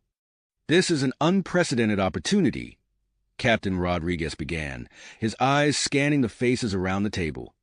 "But it also presents us with significant challenges." Subcommander Zira nodded, her tentacles moving in a pattern of agreement. "We must inform our respective governments immediately. The diplomatic implications are substantial." As the captain and subcommander began the process of contacting Earth and the Shindy homeworld, Andrew found himself pulled aside by Vega. "Medical bay," she clicked urgently. "Message from Luminari." Intrigued, Andrew followed her to the medical bay, where Dr. Tala was already reviewing a complex stream of data on the main screen. "Dr. Henderson," Dr. Tala greeted him, her translator conveying a mix of excitement and concern. "The Luminari have sent us a request for assistance. It appears your actions on their station have made quite an impression." Andrew's brow furrowed as he scanned the incoming data. What kind of assistance? Dr. Tala manipulated the controls, bringing up a series of energy wavelength patterns. They're reporting a medical crisis affecting a group of Luminari children on a nearby planet. The symptoms appear similar to the destabilization you witnessed and treated on the station. Andrew's mind raced with the implications. They believe our combined knowledge could help. Vega's tentacles moved in an affirmative pattern. Unique opportunity. Bridge gaps. Save lives. As they discussed the situation, Captain Rodriguez entered the medical bay, his face grave. "I've just finished briefing Earth and the Shindy homeworld. They've given us clearance to divert our mission to assist the Luminari." The next few hours were a whirlwind of preparation. Andrew found himself at the center of a rapidly assembling medical team. Dr. Tala worked alongside him, her expertise in Shindy physiology proving invaluable as they adapted their knowledge to the unique energy-based biology of the Luminari. The engineering team, led by Chief Engineer Jack Thompson, worked tirelessly to modify a shuttle for the Planetary expedition. Andrew watched in amazement as they installed specialized energy shielding designed to protect the team from the intense radiation levels reported on the Luminari planet. As the preparations neared completion, a new face joined the team. Dr. Elena Rodriguez, a human xenopediatrician, arrived via high-speed transport from Earth. Her theoretical knowledge of alien child development added a crucial dimension to their approach. "Dr. Henderson," she greeted Andrew, her eyes bright with persistence. "I've studied your preliminary reports. I believe we can adapt some of our pediatric care protocols to the Luminari physiology." With the team assembled and the shuttle prepared, they gathered for a final briefing. Captain Rodriguez addressed them, his voice steady despite the weight of the moment. "What you're about to undertake is more than a medical mission," he said. "You carry with you the hopes of 3 species. The eyes of Earth, Shindy, and Luminari are upon you. Good luck and Godspeed." As Andrew boarded the shuttle alongside Vega, Dr. Tala, Dr. Rodriguez, and a small support crew, he felt the magnitude of the task ahead. The shuttle bay doors opened, revealing the vast expanse of space and the shimmering form of the Luminari planet in the distance. The journey to the planet's surface was turbulent. Energy patterns swirled around the shuttle, testing the limits of the modified shielding. Andrew gripped his seat, his eyes fixed on the rapidly approaching surface. With a jolt, they touched down. As the team donned their environmental suits and prepared to disembark, Andrew exchanged a glance with Vega. Her tentacles moved in a pattern he now recognized as reassurance. The outer hatch opened, revealing a landscape that defied imagination. Crystalline structures rose from the ground, pulsating with energy. The air itself seemed alive, shimmering with patterns of light and color. A group of Luminari elders approached, their energy forms rippling with what Andrew interpreted as urgency. Vega's translation device crackled to life, conveying their greeting and gratitude. As they were led to the care center, the true scale of the crisis became apparent. Dozens of young Luminari flickered and pulsed erratically, their energy forms clearly unstable. Dr. Rodriguez quickly set up an examination area, her movements efficient despite the alien environment. Andrew and Dr. Tala began their assessments, their varied expertise allowing them to approach the problem from multiple angles. As they worked, Vega moved between the team and the Luminari caretakers, her ability to bridge cultural gaps proving invaluable. She translated complex medical concepts and gathered crucial information about Luminari life cycles and energy patterns. Hours passed in a blur of activity. Andrew's mind raced as he correlated data, searching for patterns and potential solutions. It was Dr. Rodriguez who first made the breakthrough. "The solar event," she exclaimed, pointing to a graph on her datapad. "Look at the correlation between the radiation spike and the onset of symptoms." Andrew's eyes widened as he saw the connection. "The radiation disrupted their energy balance," he murmured, his mind already formulating a treatment plan. As the team huddled together, combining their knowledge and expertise, a sense of cautious optimism began to grow. They had a theory, a potential treatment. Now came the moment of truth. Andrew approached the first group of Luminari children, his hand steady as he adjusted the settings on his medical device. As he prepared to administer the treatment, He felt the weight of 3 civilizations watching, waiting, hoping. The device hummed to life, emitting a carefully calibrated energy field. The young Luminari's form flickered, then began to stabilize. Andrew held his breath, watching intently as the energy pattern slowly, steadily, returned to a more harmonious state. A ripple of excitement passed through the care center. The Luminari elders moved closer, their forms pulsing with what Andrew now recognized as hope. As he turned to his team, he saw the same emotion reflected in their eyes. They had taken the first step. The treatment showed promise, but there were still many children in need and countless unknowns ahead. As Andrew prepared to move on to the next patient, he knew that the true test of their interspecies cooperation was just beginning. The young Luminari's form flickered, then began to stabilize. Andrew held his breath, watching intently as the energy pattern slowly, steadily, returned to a more harmonious state. A ripple of excitement passed through the care center. The Luminari elders moved closer, their forms pulsing with what Andrew now recognized as hope. As he turned to his team, he saw the same emotion reflected in their eyes. "It's working," Dr. Rodriguez whispered, her voice filled with awe. "The energy field is stabilizing." Andrew nodded, his focus already shifting to the next patient. "We need to move quickly. There are more children who need our help." As word of the successful treatment spread, more Luminari parents arrived, carrying their flickering children.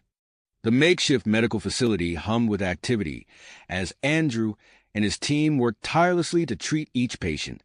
Dr. Tala moved swiftly between the treatment areas, her tentacles manipulating the controls of the energy infusion device with precision. "The stabilizing compound is holding," she reported, her translator conveying a mix of relief and commitment. Vega's role proved invaluable as she bridged the communication gap between the medical team and the Luminari. Her tentacles moved in complex patterns as she explained the procedure to anxious parents, her translator working overtime to convey the nuances of both languages. "They want to know if there will be any lasting effects," Vega relayed to Andrew as he prepared to treat another child. Andrew paused, considering his words carefully. "Tell them we're monitoring the situation closely. Our primary focus is stabilizing their children's energy patterns."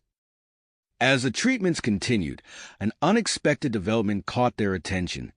Dr. Rodriguez noticed it first, her eyes widening as she observed a recently treated child. "Dr. Henderson," she called out, gesturing for Andrew to join her. "Look at this." Andrew moved closer, watching in amazement as the young Luminari manipulated a small energy field with surprising control. "Is this normal for their species?" Vega conferred quickly with the Luminari elders, her tentacles moving rapidly. "No," she clicked, her translator struggling to keep up with her excitement. "This is new, unprecedented." The discovery added a new layer of complexity to their mission. As they continued treating patients, Andrew and his team began documenting these newfound abilities. Their scientific curiosity peaked despite the ongoing crisis.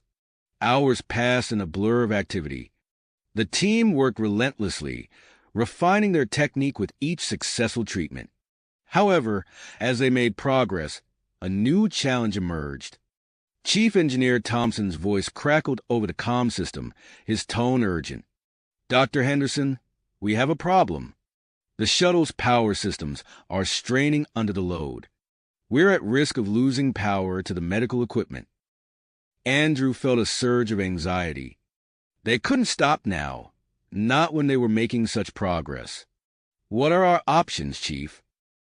"We're working on a solution," Thompson replied. "Stand by." As Andrew returned to his work, he couldn't shake the feeling that their mission hung in a delicate balance.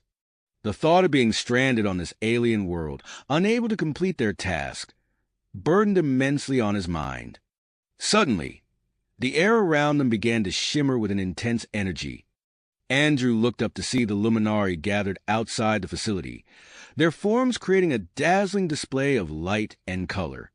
Vega's translator crackled to life. "They're supporting us," she explained, her voice filled with wonder, "channeling their energy to help power our equipment." The gesture of solidarity from the Luminari gave the team renewed vigor. They pressed on, treating patient after patient, their determination matching the unwavering support of their alien hosts. As the immediate crisis began to subside, Andrew found a moment to step back and observe the scene around him. The care center, once filled with flickering, unstable forms, now pulsed with vibrant, harmonious energy. The sound of Luminari communication filled the air, a symphony of clicks and hums that his translator interpreted as joy and gratitude. Dr. Rodriguez approached, her face etched with a mix of exhaustion and excitement. "We've treated over 50 children now," she reported. "The results are consistent across all cases."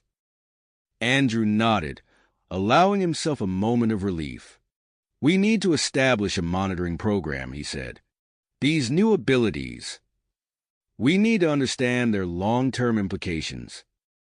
As they discussed their next steps, Vega joined them, her tentacles moving in a pattern Andrew had come to associate with urgency. "Message from the horizon," she clicked. "Captain Briggs requests an update." Andrew took a deep breath, preparing to report on their progress and the unexpected developments. As he began to speak, he noticed a subtle shift in the energy patterns of one of the treated children. It was different from the others, an anomaly that caught his attention and sent his mind racing with new questions. The implications of this discovery began to form in Andrew's mind, promising new challenges and opportunities for their interspecies collaboration. As he turned to share his observation with the team, he knew that their interspecies collaboration was about to enter a new phase. Andrew turned to share his observation with the team, his eyes widening as he focused on the anomalous energy pattern emanating from one of the treated children. "Dr. Rodriguez," he called, gesturing for her to join him. "Take a look at this patient. Something's different." Elena hurried over, her brow furrowing as she examined the young Luminari. "You're right," she murmured, adjusting the settings on her scanner. "The energy signature is unlike anything we've seen so far." As they conducted a more thorough examination, Vega approached with a Luminari elder. "This is Zara," Vega translated, her tentacles moving rapidly. "The elders say she comes from a rare lineage known for unique energy signatures." Andrew nodded, his mind racing with the implications. "We need to delay our departure," he decided. "This could be crucial to understanding the full effects of our treatment." He quickly relayed the situation to Captain Briggs aboard the Horizon. The captain's voice crackled through the comm system. "Understood, Doctor. We'll maintain orbit. I'm sending Chief Thompson down with additional equipment to assist your investigation." As they waited for Thompson's arrival, Andrew and his team set up a dedicated observation area for Zara. The young Luminari's energy field pulsed with an otherworldly glow, drawing curious glances from the other children and adults alike. Dr. Tala worked alongside Andrew, her tentacles deftly manipulating the modified sensors. "The frequency of her energy field," she clicked excitedly. "It's resonating with something." Before Andrew could respond, Chief Thompson burst into the facility, his arms laden with equipment. "Where do you need to set up, Doc?" he asked, already surveying the area for the best location. "Over here," Andrew directed, gesturing to the space around Zara. "We need to get as much data as possible." As Thompson began assembling the advanced sensors, Dr. Rodriguez continued her examination of Zara. "Andrew," she called, her voice tight with excitement. "You need to see this." Andrew hurried over, his eyes widening as he saw the readings on Elena's scanner. "That's impossible," he breathed. "What is it?" Thompson asked, pausing in his work. "Zara's energy field," Andrew explained, struggling to keep his voice steady. It's resonating at a frequency nearly identical to the Horizon's propulsion system. The implications of this discovery sent a ripple of excitement through the team. As they worked to gather more data, the Luminari elders gathered around, their forms pulsing with curiosity and concern. Suddenly, Zara's energy field flared, expanding rapidly. The lights in the facility flickered, and several pieces of equipment sparked ominously. "Containment field," Andrew shouted, rushing to activate the emergency protocols they had put in place. Thompson reacted quickly, rerouting power to reinforce the containment area.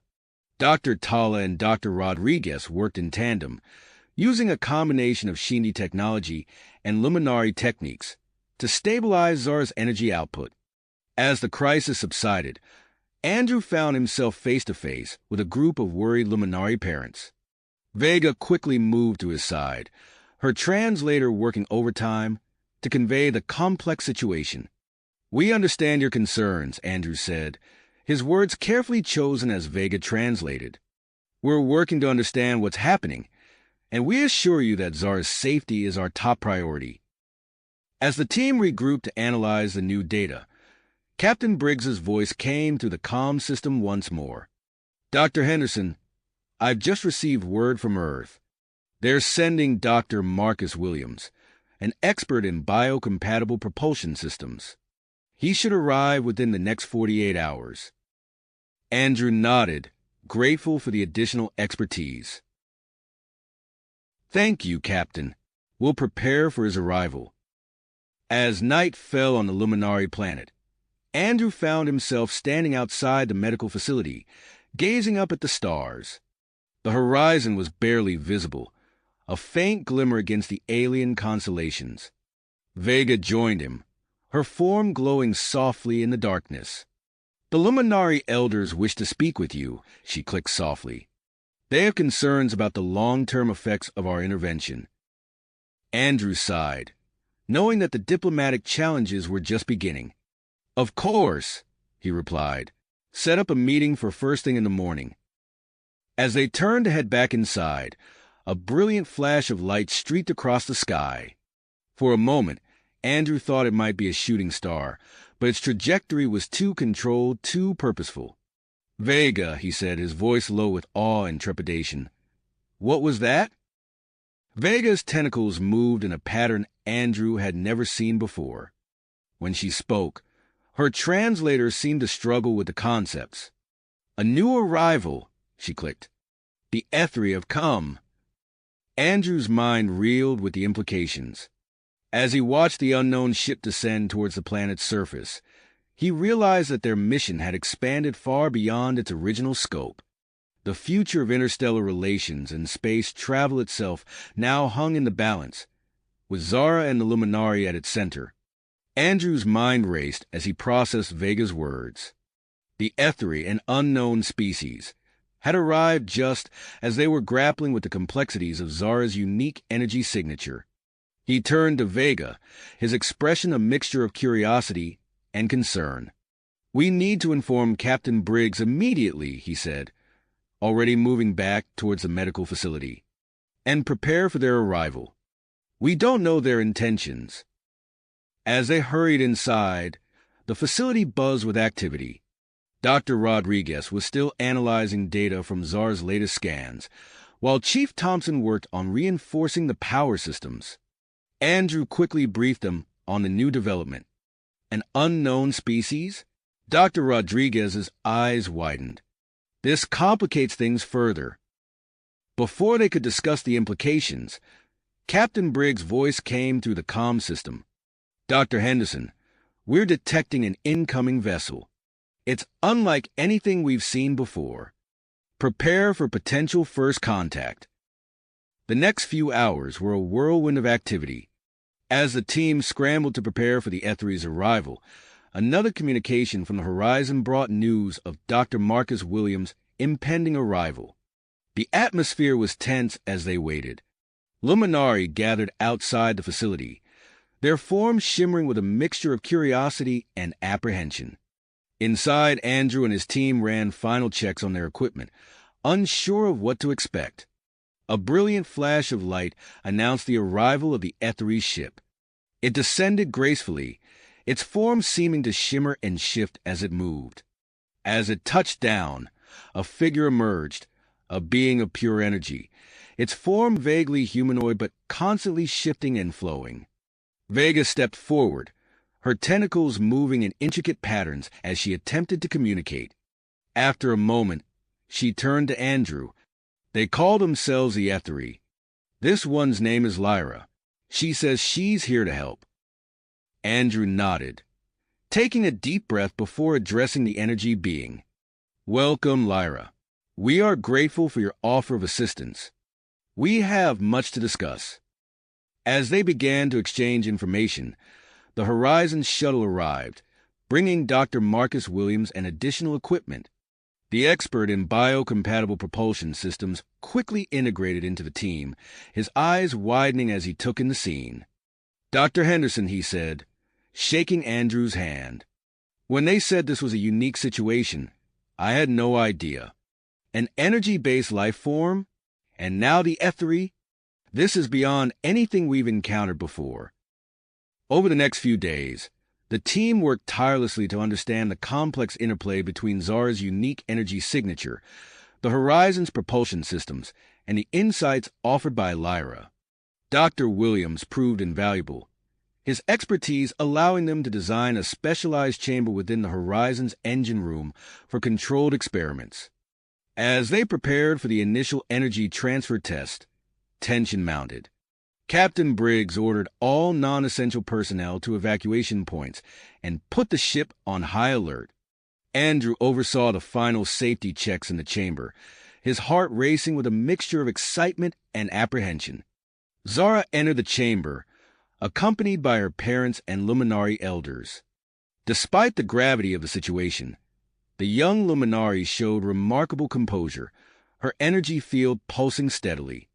Initiating low-level energy transfer, Dr. Rodriguez announced, her fingers dancing over the control panel.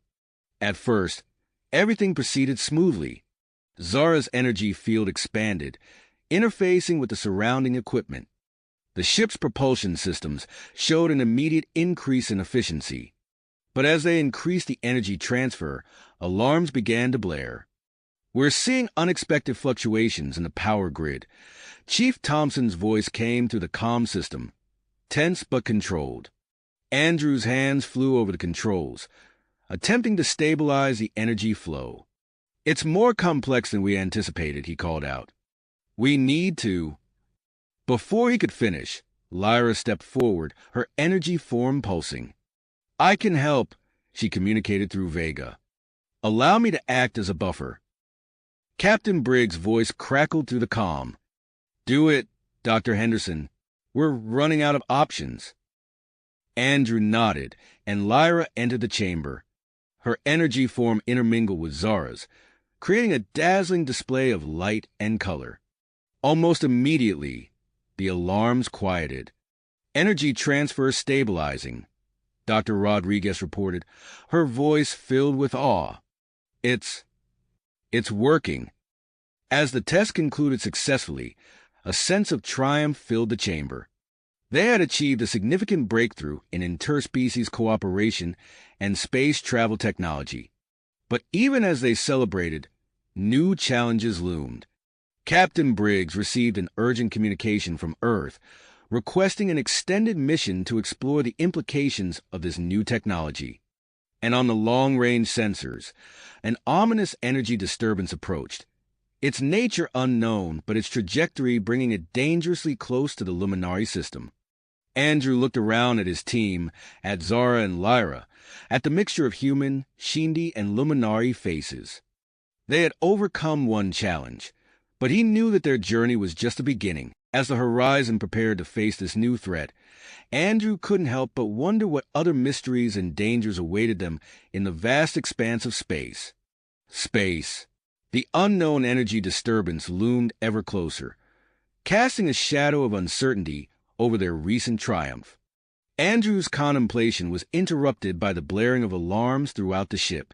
He rushed to the bridge, where Captain Briggs stood grimly before the main view screen. "Doctor, we have a situation," Briggs said, gesturing to the display. "The Luminari planet's atmospheric sensors are detecting a sudden spike in harmful radiation levels. It seems to be a precursor effect of the approaching anomaly." Andrew's heart sank as he absorbed the implications. The Luminari population. "Exactly," Briggs nodded. "We need to act fast. I'm postponing the research outpost plans. Our priority now is protecting this planet and its inhabitants."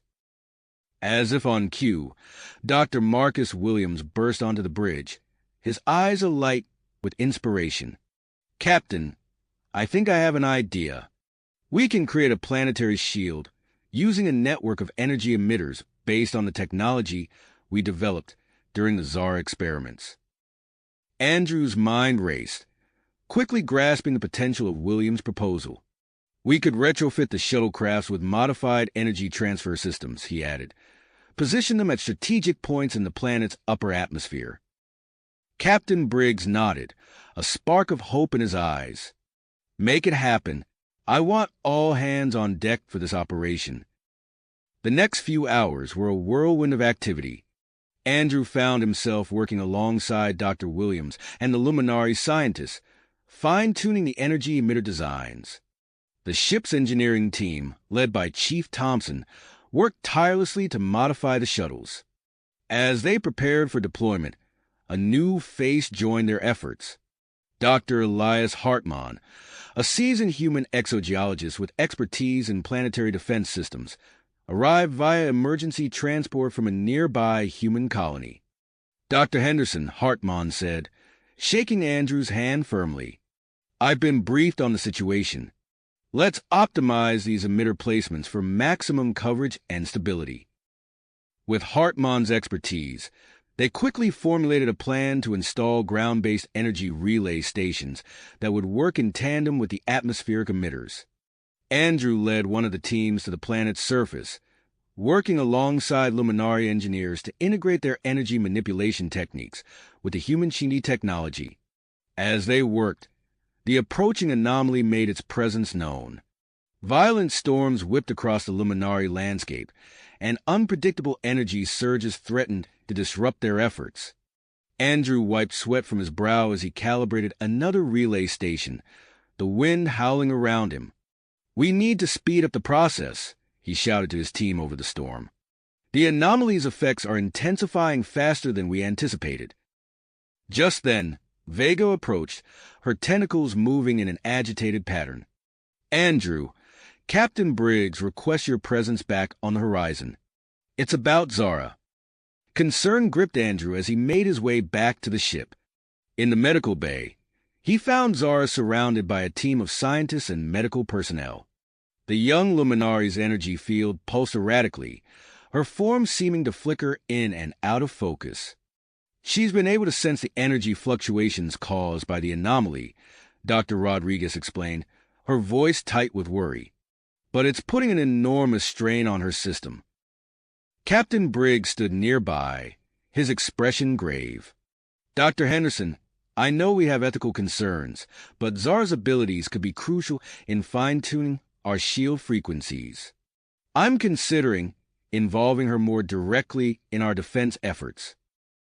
Andrew felt torn.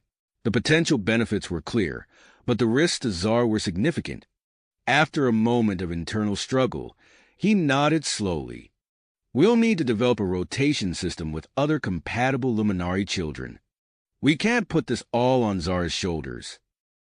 As they implemented this new strategy, the true nature of the approaching anomaly began to reveal itself. Long-range scans showed not a natural phenomenon, but a massive conglomeration of energy-based life forms. Lyra, the Ethy representative, provided crucial context. "They are known as the Voidborn," she explained, her energy form pulsing with what Andrew interpreted as concern. "They were once part of Ethy society, but split off millennia ago. Now they roam space, feeding off the energy of stars and planets they encounter." The gravity of the situation took a toll on the crew. Captain Briggs made the difficult decision to take the Horizon to the edge of the Luminari system in an attempt to make first contact with the approaching Voidborn. As Andrew prepared for this critical mission, he took a moment to record a message for the Luminari children, especially Zara. Looking into the camera, he spoke from the heart. "I want you all to know how proud I am of your bravery and resilience," he said, his voice steady despite the emotion he felt. "We're doing everything in our power to protect your world. Stay strong and keep hope alive." With final preparations complete, Andrew joined the specialized team assembled on the Horizon's bridge. As the ship broke orbit, its enhanced propulsion systems humming with power, he couldn't help but feel a mix of anticipation and trepidation. The stars streaked by outside the view screen as they hurtled towards their encounter with the Voidborn. Andrew exchanged glances with Vega, Lyra, and Dr. Williams, each of them silently acknowledging the weight of their mission. As they approached the outer edges of the Luminari system, Captain Briggs' voice cut through the tense silence. "All hands, prepare for potential first contact. We're about to face something unlike anything we've encountered before."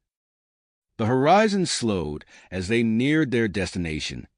Through the view screen, Andrew could see a shimmering mass of energy, constantly shifting and pulsing. The Voidborn had arrived. The shimmering mass filled the view screen, its constantly shifting form mesmerizing and terrifying in equal measure.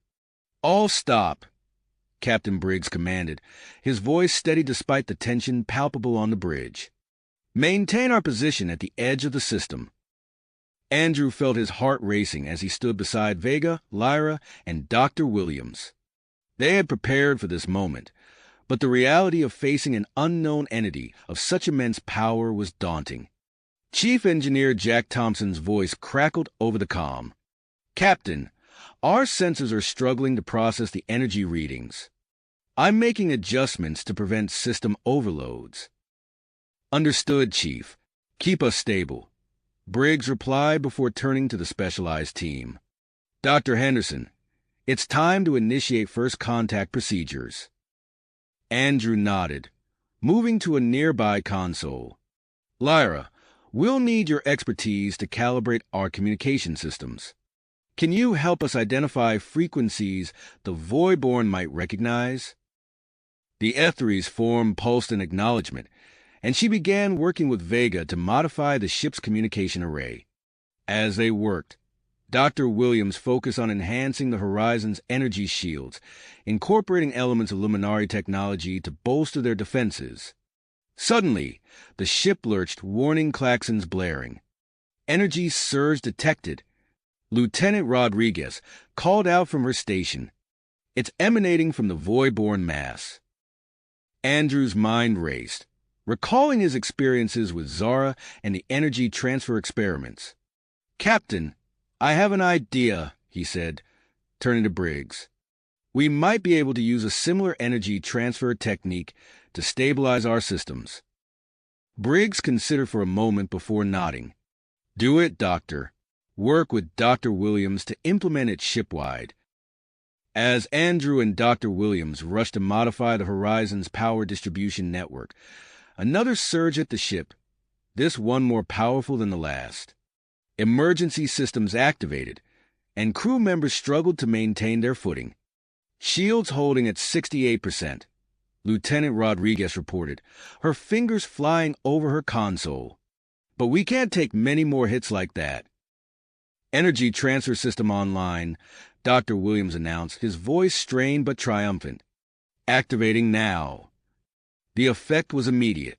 As the next energy pulse from the Voidborn struck the Horizon, the ship seemed to absorb the impact, redirecting the energy through its systems. The violent shaking subsided, replaced by a low, steady hum. "It's working," Andrew breathed, relief washing over him. "We're stable."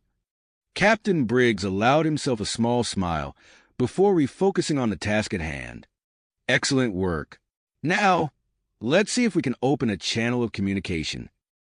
Vega stepped forward, her tentacles moving in intricate patterns as she interfaced with the ship's systems.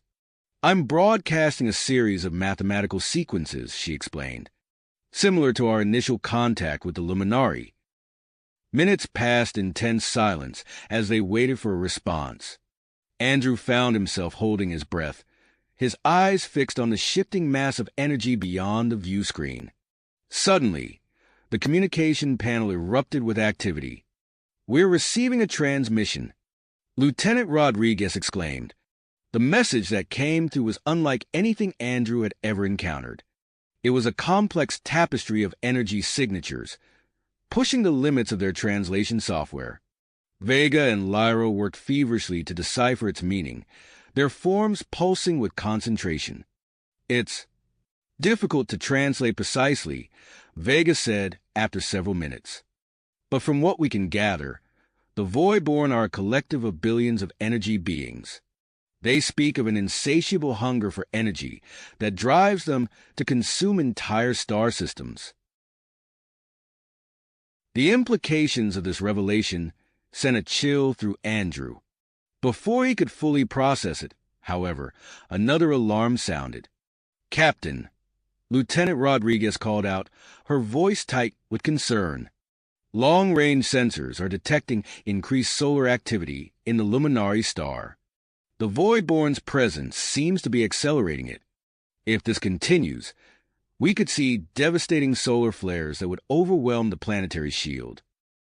Captain Briggs' expression hardened as he weighed their options. After a moment of consideration, he made his decision. "Helm, set a course to position us between the Voidborn and the Luminari star. We'll use our enhanced energy absorption capabilities as a buffer." As the horizon maneuvered into position, Andrew felt the weight of their responsibility pressing down on him. They were all that stood between the Luminari and potential annihilation. Inspired by his experiences with the Luminari children, Andrew approached Captain Briggs with a daring proposal. "Sir, what if we tried to share the experiences of the Luminari children with the Voidborn? Their joy, their wonder. It might appeal to any remnants of empathy within the collective." Briggs considered the idea, then nodded. "It's worth a try. Work with Vega and Lyra to translate those experiences into energy patterns the Voidborn might understand." As Andrew and the others set to work on this new approach, the horizon shuddered under the strain of its precarious position. Dr. Williams worked tirelessly to redistribute power and maintain the ship's integrity, while Andrew monitored the crew's health, acutely aware of the toll the intense energy exposure was taking. Hours passed as they broadcast the translated experiences of the Luminari children into the void. Just as exhaustion began to set in, Lieutenant Rodriguez's voice cut through the tension on the bridge. "Captain, I'm detecting a change in the Voidborn's energy patterns. They're shifting." Andrew leaned forward, hope rising in his chest. The aggressive advance of the Voidborn had slowed, and new patterns in their communication attempts suggested a growing curiosity about the emotions and sensations they'd encountered. Seizing the moment, Captain Briggs made a bold decision. "We need to take this further," he announced.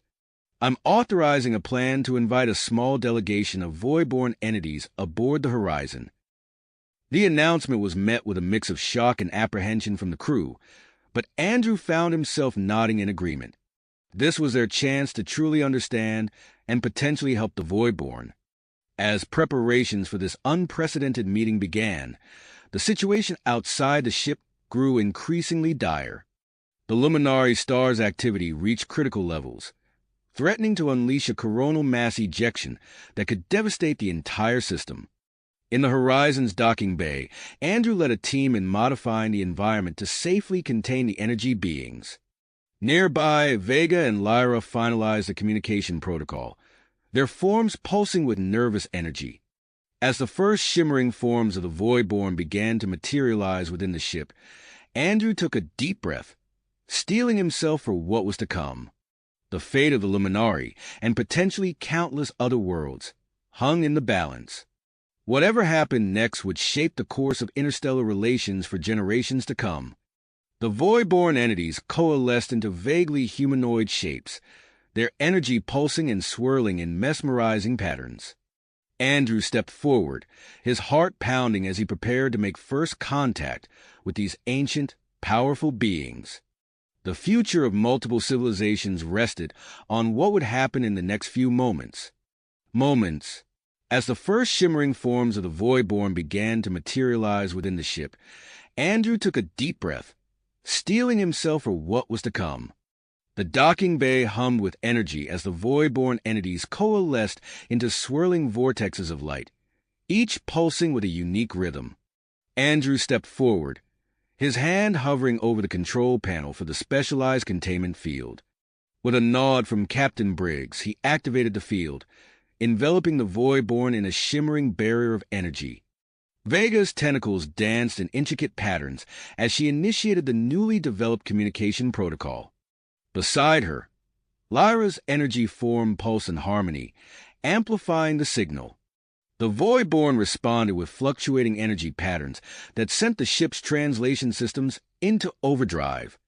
"We're receiving data," Lieutenant Rodriguez's voice crackled over the comm. "But our processors are struggling to keep up with the complexity of the signals." Andrew watched as Chief Engineer Jack Thompson's fingers flew over his console, making real-time adjustments to the power grid. "Rerouting auxiliary power to communication systems," Thompson called out, his brow furrowed in concentration. Suddenly, the ship lurched and the lights flickered. Andrew stumbled, catching himself on a nearby console. "What was that?" he asked, his heart racing. "Power surge," Thompson replied, his voice tight with stress. "The Voidborn's presence is causing unexpected fluctuations in our energy systems. I'm working on stabilizing it, but we're pushing our capabilities to the limit." Before Andrew could respond, Captain Briggs' voice cut through the tension. "Dr. Henderson, we have a situation. I've just received an urgent transmission from Dr. Hartman on the surface. The planetary shield is failing." Andrew's blood ran cold. "How bad is it?" "Critical," Briggs replied. "Several ground-based emitters have already failed. If we don't act fast, the Luminari in those areas will be exposed to lethal levels of radiation." Andrew's mind raced, processing the information. He glanced at the swirling forms of the Voidborn, then back at the ship's energy readouts. An idea began to form. "Captain," he said, his voice gaining strength as the plan solidified in his mind. "What if we use the Horizon's energy absorption capabilities in combination with the Voidborn's presence to create a massive energy siphon? We could redirect the excess solar energy away from the planet and potentially feed the Voidborn at the same time." Briggs was silent for a moment, considering the proposal. "It's risky," he said finally, "but given our limited options, it might be our best shot. Make it happen, Doctor." Andrew nodded, turning to Dr. Williams. "We need to modify the ship's energy distribution network. Can you handle it?" Williams was already moving towards the main engineering console. "On it," he replied. "But I warn you, this is going to put an enormous strain on our systems. We'll likely lose non-critical functions across the ship." As Williams worked, Andrew focused on the Voidborn. With Vega's assistance, he began to convey the dire situation on the Luminari planet, using a combination of energy pulses and holographic projections. The swirling forms of the Voidborn seemed to pause, their patterns shifting in what Andrew hoped was understanding. "Energy siphon is online," Williams announced, his voice strained. "Activating now." The effect was immediate and intense. The horizon shuddered as it began to draw in massive amounts of solar energy. Warning klaxons blared as multiple systems overloaded and shut down. Andrew watched in awe as the Voidborn's energy patterns began to shift, aligning with the ship's siphon. "They're helping us," Vega exclaimed, her tentacles waving excitedly. "The Voidborn are amplifying our siphon effect." On the main view screen, Andrew could see the turbulent surface of the Luminari star beginning to calm. The excess energy was being successfully redirected, with the Voidborn absorbing a significant portion. Planetary shield stability is increasing. Lieutenant Rodriguez reported, relief evident in her voice. We're averting the crisis. As the immediate danger passed, Andrew allowed himself a moment of relief. But the respite was short-lived. The ship groaned around them, and the lights flickered ominously. "We've lost power to multiple decks," Thompson called out. "Life support is failing in sections C through F." "Dr. Henderson," Captain Briggs' voice cut through the chaos. "We need to establish emergency protocols immediately. Coordinate with the medical team to set up temporary shelters in the stable areas of the ship."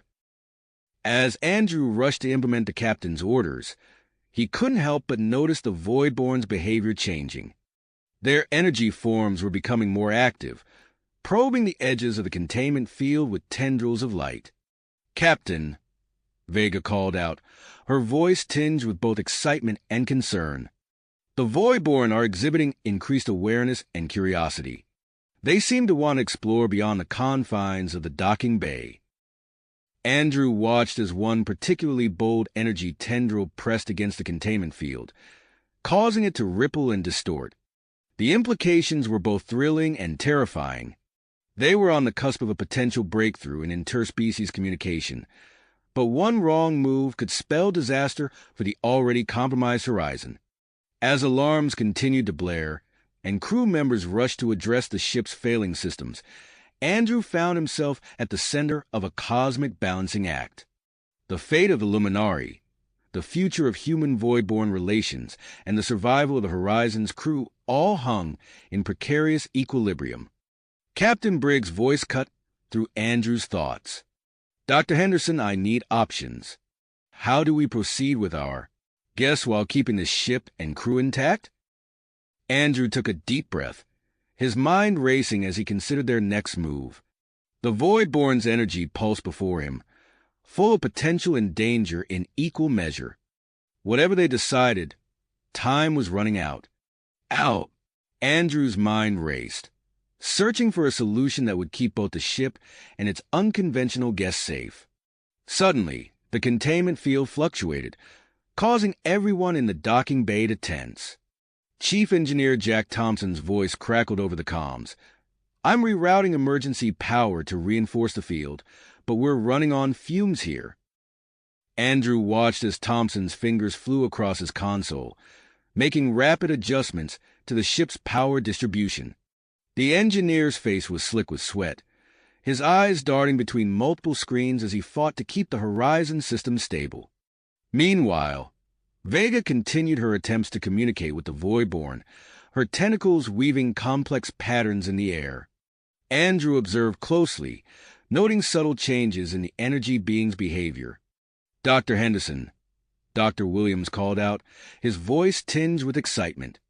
"I'm detecting something unusual in one of the Voidborn entities. Its energy pattern. It's mimicking human brainwaves." Andrew rushed to Williams' side, studying the readouts on his screen. "This could be our breakthrough," he muttered, his mind already formulating a plan. "Dr. Williams, can you isolate that pattern and create an interface?" Williams nodded, his fingers flying across the keyboard. "I'm on it. Give me a few minutes." As Williams worked, Andrew turned to Vega. "We need to focus our efforts on that particular entity. If we can establish a more direct form of communication, we might be able to de-escalate the situation." Vega bobbed in agreement, redirecting her efforts towards the Voidborn in question. The minutes ticked by, filled with the hum of overworked systems and the pulsing energy of their otherworldly guests. "Interface ready," Williams announced, pushing back from his console. "It's rudimentary, but it should allow for basic communication." Andrew approached the containment field, his heart pounding. He activated the interface, watching as the Voidborn entity responded, its energy coalescing into a more defined shape. Through a series of energy pulses and translated responses, Andrew and Vega began to glean information. The collective called itself the Nexus, and their insatiable hunger for energy stemmed from a primordial fear of entropy and non-existence.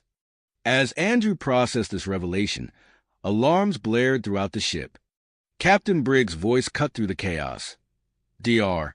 Henderson, we have a situation. We're receiving an urgent transmission from the Luminari planet." Andrew's stomach dropped as he listened to the report. The energy siphon, while successful in averting the immediate crisis, had caused a rapid cooling effect in the planet's atmosphere. Severe weather patterns were developing, threatening crop failure across multiple regions. Captain Briggs' face appeared on a nearby screen, his expression grim. "We need to return to the planet immediately. Dr. Henderson, prepare to bring our guests with us. We may need their assistance." Andrew nodded, turning to address the Nexus. As he began to explain the situation, the ship lurched, beginning its journey back to the Luminari planet. The return trip was tense, with Thompson working tirelessly to keep the ship systems online while housing the energy-intensive Voidborn. As they approached the planet, the extent of the crisis became clear. A massive storm system had formed in the upper atmosphere, visible even from space. Dr. Elias Hartmann's voice crackled over the comms, strained and urgent. "The planetary shield is ineffective against this new threat.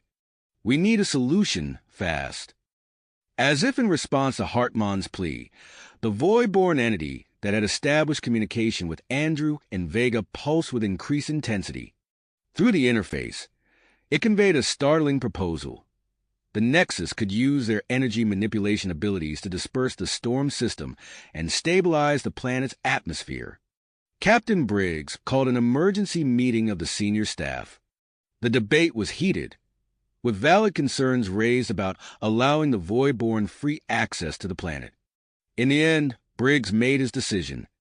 "We'll proceed with the Voidborn's plan," he announced, "but with one condition. Dr. Henderson, you'll accompany them to the surface. Your job is to oversee the operation and ensure the safety of the Luminari population."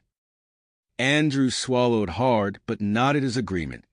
As preparations began, Dr. Williams approached him with a modified shuttle.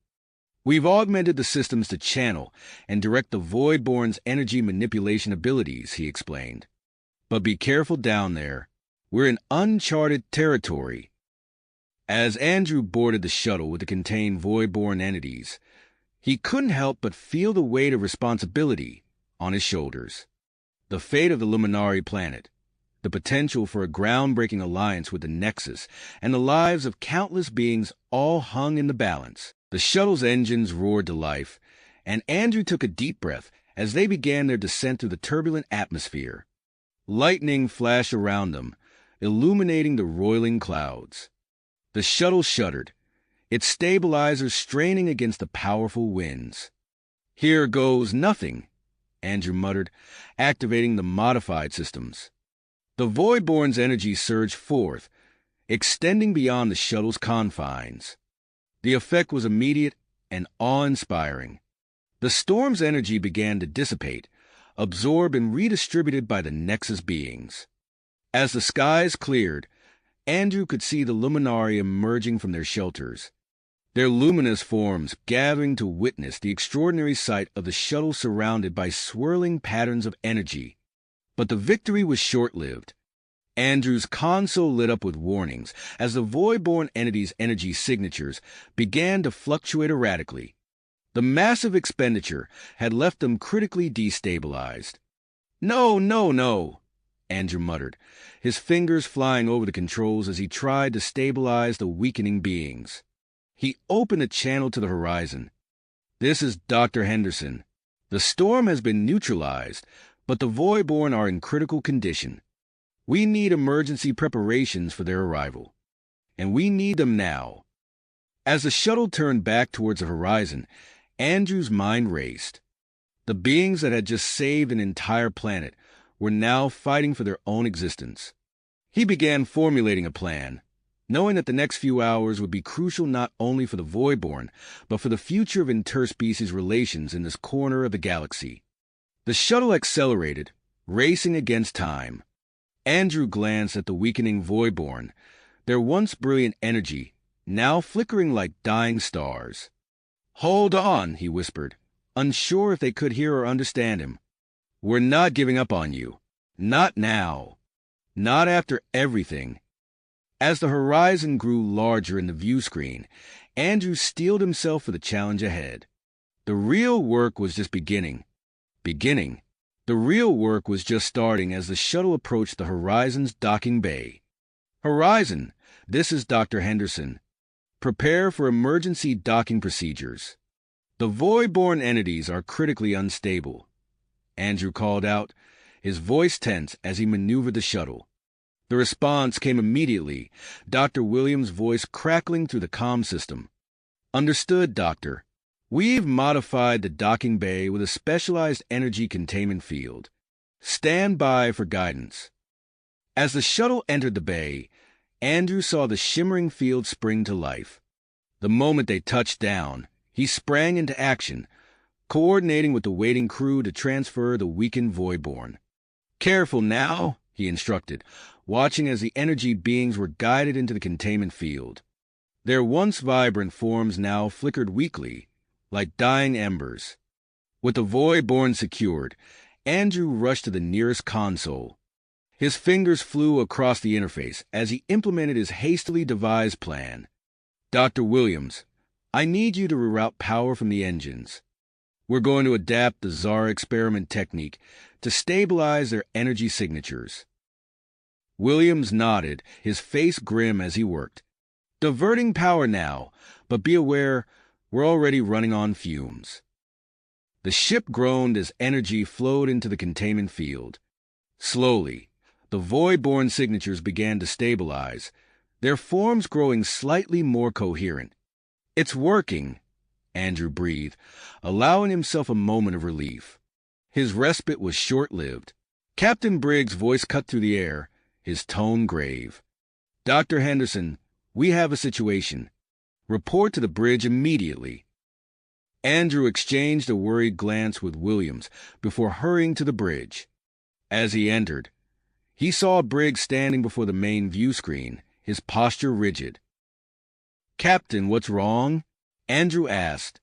Briggs turned, his expression somber. "We've received orders from UNSA. They want us to jettison the Voidborn immediately." The words hit Andrew like a physical blow. "What? But we can't? They just saved an entire planet." "I'm aware, Doctor," Briggs replied, his voice tight. "That's why I've called an emergency meeting. We need to discuss our options." Minutes later, the senior staff gathered around the conference table. The atmosphere was tense as Briggs outlined the situation. "UNSA fears the Voidborn pose too great a risk," he explained. "They've ordered their immediate removal from the ship." Andrew leaned forward, his voice passionate. "Captain, we can't abandon them now. Not after everything they've done. This could be our chance for a groundbreaking alliance." Dr. Williams spoke up, his expression conflicted. "While I agree with Andrew's sentiment, I must point out that supporting the Voidborn is putting significant strain on our systems. We're pushing our power grid to its limits." Vega's tentacles waved agitatedly as she added her perspective. "We must also consider the diplomatic implications. Our actions here could have far-reaching consequences for future interactions with other species." The debate continued, each crew member weighing in with their concerns and opinions.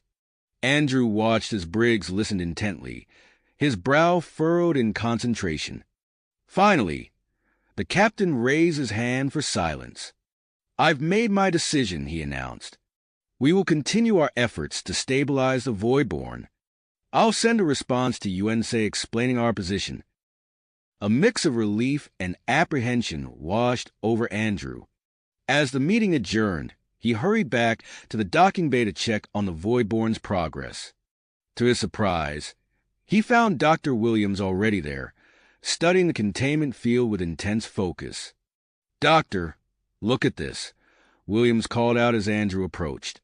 "The Voidborn are interacting with our systems in ways I've never seen before. It's like they're teaching us." Andrew leaned in, watching in awe as the energy being's patterns shifted and flowed, somehow interfacing with the ship's power grid. "Are you thinking what I'm thinking?" Williams nodded, a glimmer of excitement in his eyes. "If we can understand and implement these techniques, it could revolutionize our propulsion and power systems." As they worked to incorporate these new insights, the ship's energy efficiency began to improve, partially offsetting the strain of supporting the Voidborn. Hours passed in a flurry of activity.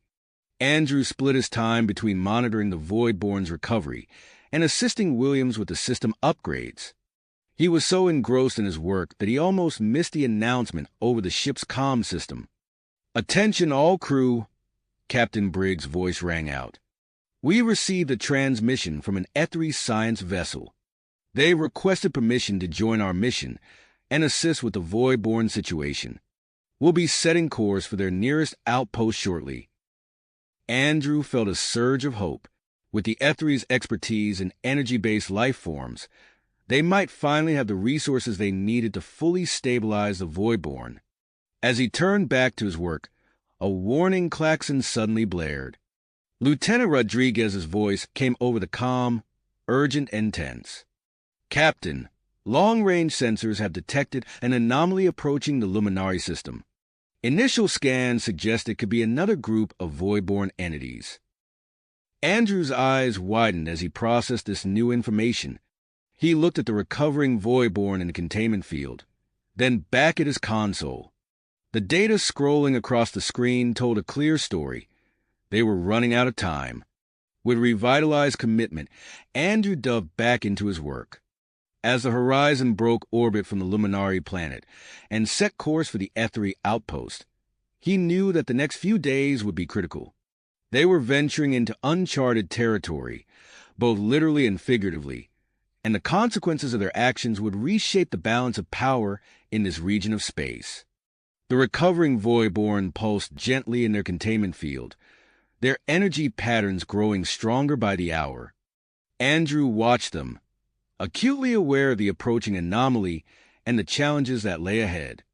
Whatever came next, he knew that the crew of the Horizon would face it together, united in their commitment to exploration, cooperation, and the pursuit of knowledge. Knowledge. Whatever came next, he knew that the crew of the Horizon would face it together, united in their commitment to exploration, cooperation, and the pursuit of scientific understanding. As the Horizon broke away from the Luminari planet, Andrew felt a subtle shift in the ship's movement. The engines hummed with a new, harmonious resonance that seemed to vibrate through the very structure of the vessel. He hurried to the bridge, where Captain Briggs stood before the main view screen, a look of amazement on his face. "Dr. Henderson, you need to see this," Briggs said, gesturing to the readouts scrolling across the screen. "Our speed. It's unprecedented." Andrew's eyes widened as he took in the data. The integration of Voidborn energy manipulation techniques into the Horizon's propulsion systems had yielding astounding results. Their journey to the Ethy outpost, which should have taken weeks, was now projected to last mere days. "It's remarkable," Andrew breathed, his mind racing with the implications. This could revolutionize space travel as we know it. As the Horizon streaked through space at its newfound velocity, Andrew and Dr. Williams redoubled their efforts to stabilize the recovering Voidborn entities. They spent hours in the modified docking bay, fine-tuning the containment field and monitoring the being's energy signatures. On the third day of their journey, a warning klaxon blared through the ship. Andrew rushed to the bridge, where Lieutenant Rodriguez was hunched over a console, her face taut with concentration. "Report," Briggs ordered, his voice steady despite the tension in the air. "Long-range sensors have detected a massive energy surge from the approaching anomaly, sir," Rodriguez replied. "It's definitely another group of Voidborn entities." Briggs' eyes sharp. "Maintain our course, but increase alert levels. All hands, prepare for potential contact." As they neared the Ethy outpost, a sleek, silver vessel approached the horizon. It docked with practiced precision, and soon after, the airlock cycled open to reveal a team of Ethy scientists. At their head stood Dr. Lyra Jeune, her iridescent skin shimmering under the ship's lights. "Welcome aboard the Horizon, Dr. Jeune," Briggs greeted her. "We are grateful for your assistance." Dr. Jeune inclined her head, her large, multifaceted eyes blinking in a pattern that Andrew recognized as a sign of respect. "The honor is ours, Captain. The opportunity to study these Voidborn entities is unprecedented." Without wasting a moment, Dr. Jeune and her team joined Andrew and Dr. Williams in the docking bay. The air crackled with intellectual energy as human and Ethy minds collaborated, combining their unique perspectives and knowledge. Days of intense work followed, punctuated by breakthroughs and setbacks. Finally, after a particularly grueling session, Dr. Jeune held up a small, pulsing device. "This prototype," she announced, her voice tinged with excitement, "should allow us to safely contain and nurture Voidborn energy signatures without straining your ship's resources." The device was immediately put to use, and the results were nothing short of miraculous. The Voidborn's energy patterns stabilized further, allowing for clearer communication. Andrew found himself able to engage in more complex exchanges with the entities, gleaning crucial information. "Captain," Andrew reported, his face grave as he addressed Briggs in the ready room. "The approaching Voidborn group. They're a splinter faction of the Nexus. They oppose cooperation with other species and want to continue their destructive energy harvesting practices." Briggs absorbed this information, his expression hardening. "Then we need to accelerate our diplomatic efforts. Vega," he turned to the Shindy liaison, "I want you to draft a formal alliance proposal. Humans, Shindy, Luminari, Ethy, and our cooperative Voidborn faction. We need to present a united front against this threat." As Vega set to work, a transmission came through from Dr. Hartmann on the Luminari planet. His holographic form flickered to life in the center of the room, his eyes wide with excitement. "The atmospheric seeding project," he said without preamble. "It's created energy patterns similar to the Voidborn.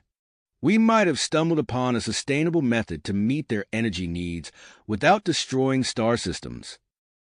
Andrew's mind raced with the possibilities. What if we use the Luminari planet as a test site, create a controlled energy farm that could sustain the Voidborn indefinitely? The idea gained traction quickly, supported by both the recovering Voidborn and the Ethy scientists. As they began to hash out the details of this ambitious plan, the ship's sensors blared another warning. "Captain," Rodriguez's voice came over the comm, "the hostile Voidborn faction has arrived at the edge of the Ethy system. They're moving towards the outpost." Briggs' decision was immediate. "Set an intercept course. Dr. Henderson, prepare a team. We're going to attempt communication." Minutes later, Andrew found himself aboard a specially modified shuttle with Dr. Jeune and a representative from the cooperative Voidborn faction. As they launched towards the incoming threat, Andrew could see the massive energy cluster looming in the distance, a swirling maelstrom of power that made his hair stand on end even from afar. Behind them, the horizon prepared for potential conflict. Andrew knew that Dr. Williams was working to adapt the ship's weapons, while Vega coordinated with the Ethy outpost for a united defense. As they approached the hostile Voidborn, Andrew felt the weight of responsibility settle on his shoulders. The outcome of this encounter could shape the future of interspecies relations in this part of the galaxy. He took a deep breath, steadying himself as Dr. Jeune began the process of initiating contact. The shuttle systems hummed as they projected a complex pattern of energy pulses towards the massive cluster. Andrew watched, his heart pounding, as they waited for a response. The next few moments would be crucial, and he found himself acutely aware of every second that ticked by. Suddenly, the energy cluster before them shifted, patterns of light and dark swirling in what seemed to be a response. Andrew leaned forward, his eyes fixed on the readings flooding their screens. This was it. First contact with the hostile Voidborn faction. Whatever happened next would set the course for everything that followed, would shape the future of interspecies relations in this part of the galaxy. The hostile Voidborn cluster loomed before them, a massive swirling vortex of energy that dwarfed their shuttle. As they drew closer, Andrew felt a tremor of anticipation run through him. He glanced at Dr. Jun, her iridescent skin reflecting the pulsing light of their communications array. "Initiating contact now," Dr. Jun announced, her multifaceted eyes fixed on the control panel. The shuttle systems hummed to life, projecting a complex pattern of energy pulses towards the enormous cluster. For a moment, there was no response.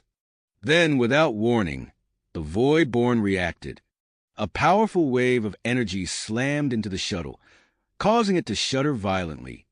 Warning alarms blared as the vessel's stabilizers struggled to compensate. Shields failing, Andrew shouted over the cacophony of alerts. His fingers flew over the controls, deploying the new containment technology they had developed. A shimmering field of energy enveloped the shuttle, creating a protective bubble against the Voidborn's assault.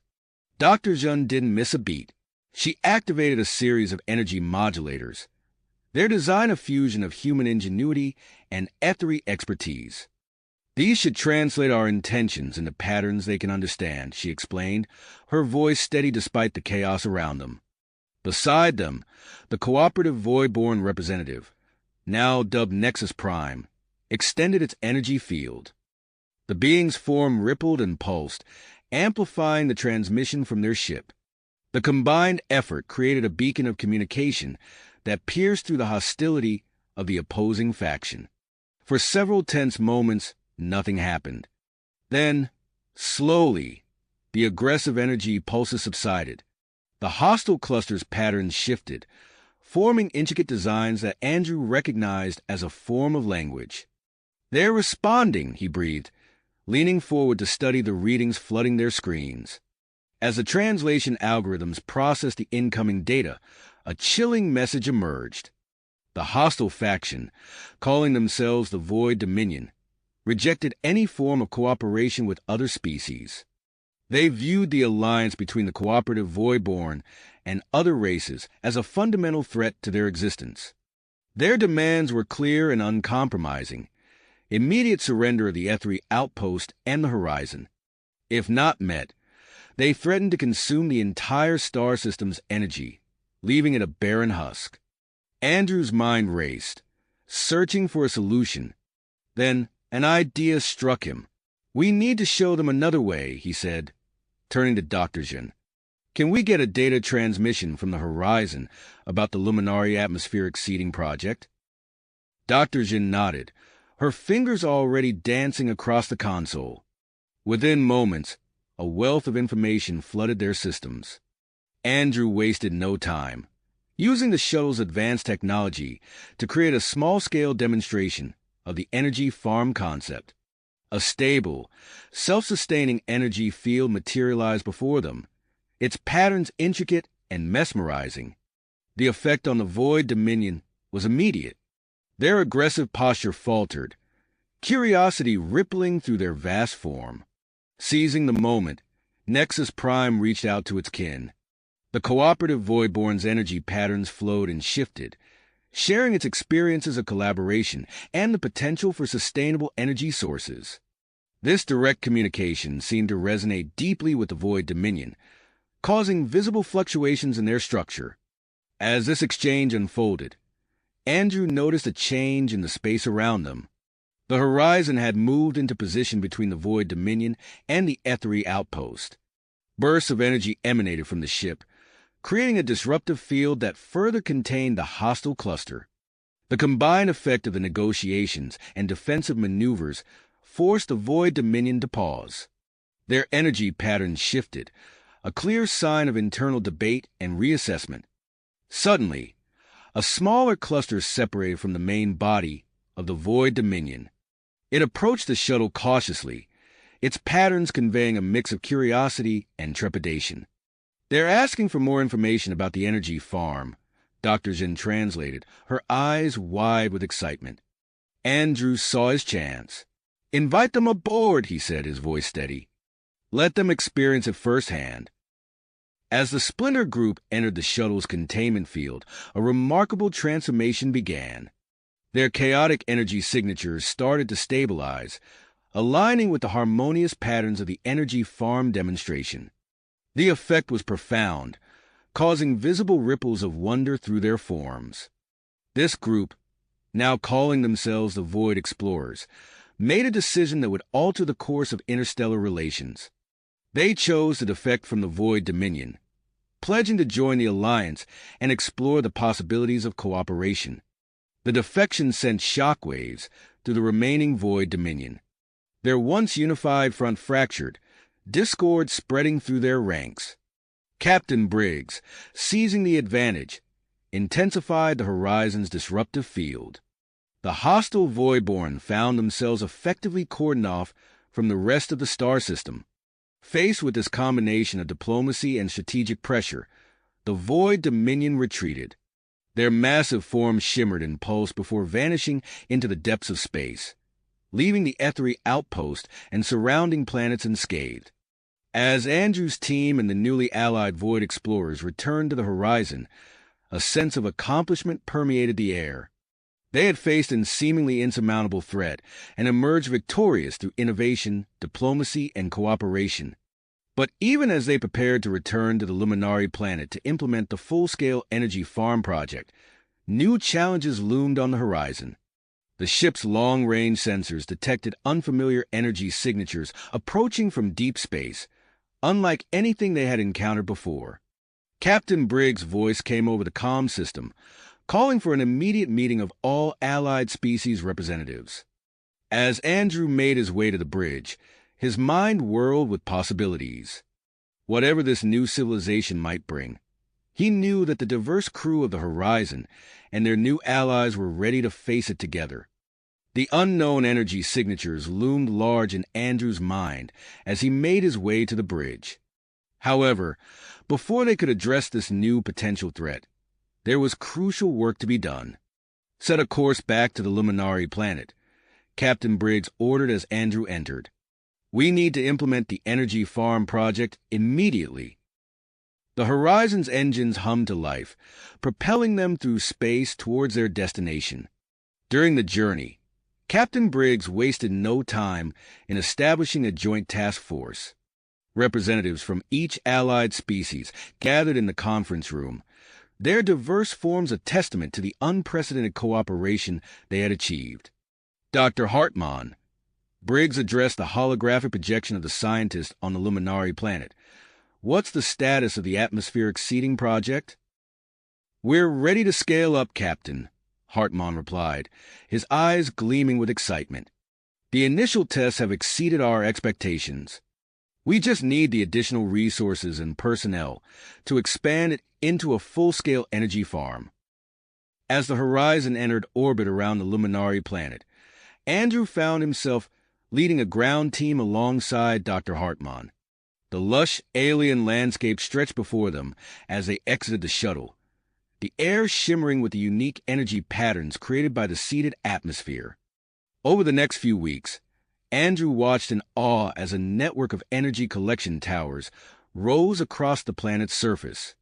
The structures were marvels of interspecies collaboration, their designs incorporating elements from each allied race. Luminari energy manipulation techniques meshed seamlessly with Ethy-powered distribution systems, while Voidborn-inspired containment fields ensured stable energy flow. "It's incredible," Dr. Jin breathed, her iridescent skin reflecting the pulsing energy patterns. "The towers are generating more power than we initially projected." Andrew nodded, his eyes fixed on the readouts. "And it's completely sustainable. The atmospheric seeding is self-replenishing, creating a closed-loop system." Their work wasn't limited to the planet's surface. In orbit, a series of energy transfer stations took shape under Andrew's guidance. These stations, developed in collaboration with Nexus Prime, served as crucial intermediaries between the planetary energy farm and the Voidborn allies. "The energy flow is stable," Nexus Prime communicated, its form rippling with satisfaction. Our kind can now sustain ourselves without risking harm to inhabited systems. As the energy farm project flourished, the unknown energy signatures that had been detected earlier grew stronger. Captain Briggs' voice came over the comm system, tension evident in his tone. "Henderson, we've got company. Multiple vessels entering the system. They're unlike anything we've encountered before." Andrew rushed to the command center they had established on the planet's surface. The long-range sensor data painted an astonishing picture. The approaching ships were massive crystalline structures, their forms defying conventional space travel design. They're manipulating gravitational fields, one of the Ethy scientists noted, her tendrils waving in agitation. That's how they're achieving faster-than-light travel. The crystalline vessels took up positions around the outer planets of the Luminari system. For a tense moment, everyone held their breath, unsure of the newcomers' intentions. Then, a transmission cut through the silence. "Greetings, inhabitants of the star system. We are the Silicate Collective. We come seeking knowledge and cooperation." Captain Briggs, his image projected from the horizon, addressed the assembled team. "Henderson, I want you to lead the welcoming committee. Your experience with interspecies communication is crucial here." Andrew nodded, already mentally preparing for the encounter. As he organized his team, reports came in that the Silicate Collective had expressed particular interest in the energy farm project. The Silicate delegation arrived on the planet's surface via a stunning display of teleportation technology. Their crystalline bodies refracted the light from the Luminari sun, casting prismatic patterns across the ground. "Welcome to the Luminari planet," Andrew greeted them, fighting to keep his voice steady in the face of such an alien presence. "I'm Andrew Henderson, representing the Alliance of Species working on the Energy Farm Project." The lead silicate, introducing itself as Christos, stepped forward. Its voice resonated with a melodic quality as it spoke. "We are honored to be here. Our civilization has long struggled with energy scarcity, driving us to explore the cosmos in search of solutions." As Andrew led the Silicate delegation on a tour of the energy farm, he noticed how their crystalline bodies seemed to interact with the energy patterns generated by the towers. The Silicates moved with increasing excitement, their forms pulsing with stored energy. "This is remarkable," Christos exclaimed, its crystal structure vibrating with enthusiasm. "We've never seen energy harnessed so efficiently and sustainably." The tour concluded at the Planetary Control Center, where representatives from all allied species had gathered. As discussions unfolded, it became clear that the Silicate Collective's unique abilities to store and manipulate energy could greatly enhance the efficiency of the Energy Farm Project. Andrew, sensing an opportunity, stepped forward. "What if we expanded our alliance to include the Silicate Collective? Your abilities could revolutionize our energy distribution, and in return, you'd have access to a sustainable energy source." The proposal sent a ripple of excitement through the assembled group. Captain Briggs, conferring with representatives from Earth and other allied worlds, began drafting a formal agreement to incorporate the Silicate Collective into their Interstellar Cooperation Initiative. As negotiations progressed, Dr. Hartmann burst into the control center, his face flushed with excitement. "You need to see this," he said, leading everyone outside. The sky above was alive with shimmering auroras, patterns of energy dancing across the upper atmosphere. The interaction between the energy farm, the Voidborn, and the Silicate Collective's technology had created something entirely new. "The Luminari children," one of the local scientists reported, "they're displaying an enhanced ability to perceive and interact with these energy patterns." This unexpected development led to the rapid establishment of a specialized education program, bringing together Luminari youth, human teachers, and representatives from all allied species to explore the potential of this new form of energy manipulation. As the alliance continued to solidify and the energy farm project expanded, A sudden alert from the horizon cut through the atmosphere of optimism. Long-range sensors had detected new activity at the edge of the system. "It's the Void Dominion," Captain Briggs announced, his voice grim. "They're back, and in greater numbers." The news galvanized the assembled representatives into action. The integration of the Silicate Collective into the Alliance was accelerated, recognizing that their unique capabilities might prove crucial in the coming confrontation. As Andrew looked out over the bustling activity of the energy farm, now being fortified with new defenses, he couldn't help but feel a mix of anticipation and dread.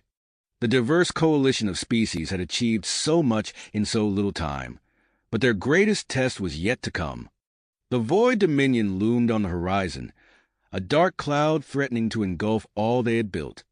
Yet, as Andrew watched the combined efforts of humans, Shindy, Luminari, Ethy, Voidborn, and now the Silicate Collective, he knew that whatever challenges lay ahead, they would face them together.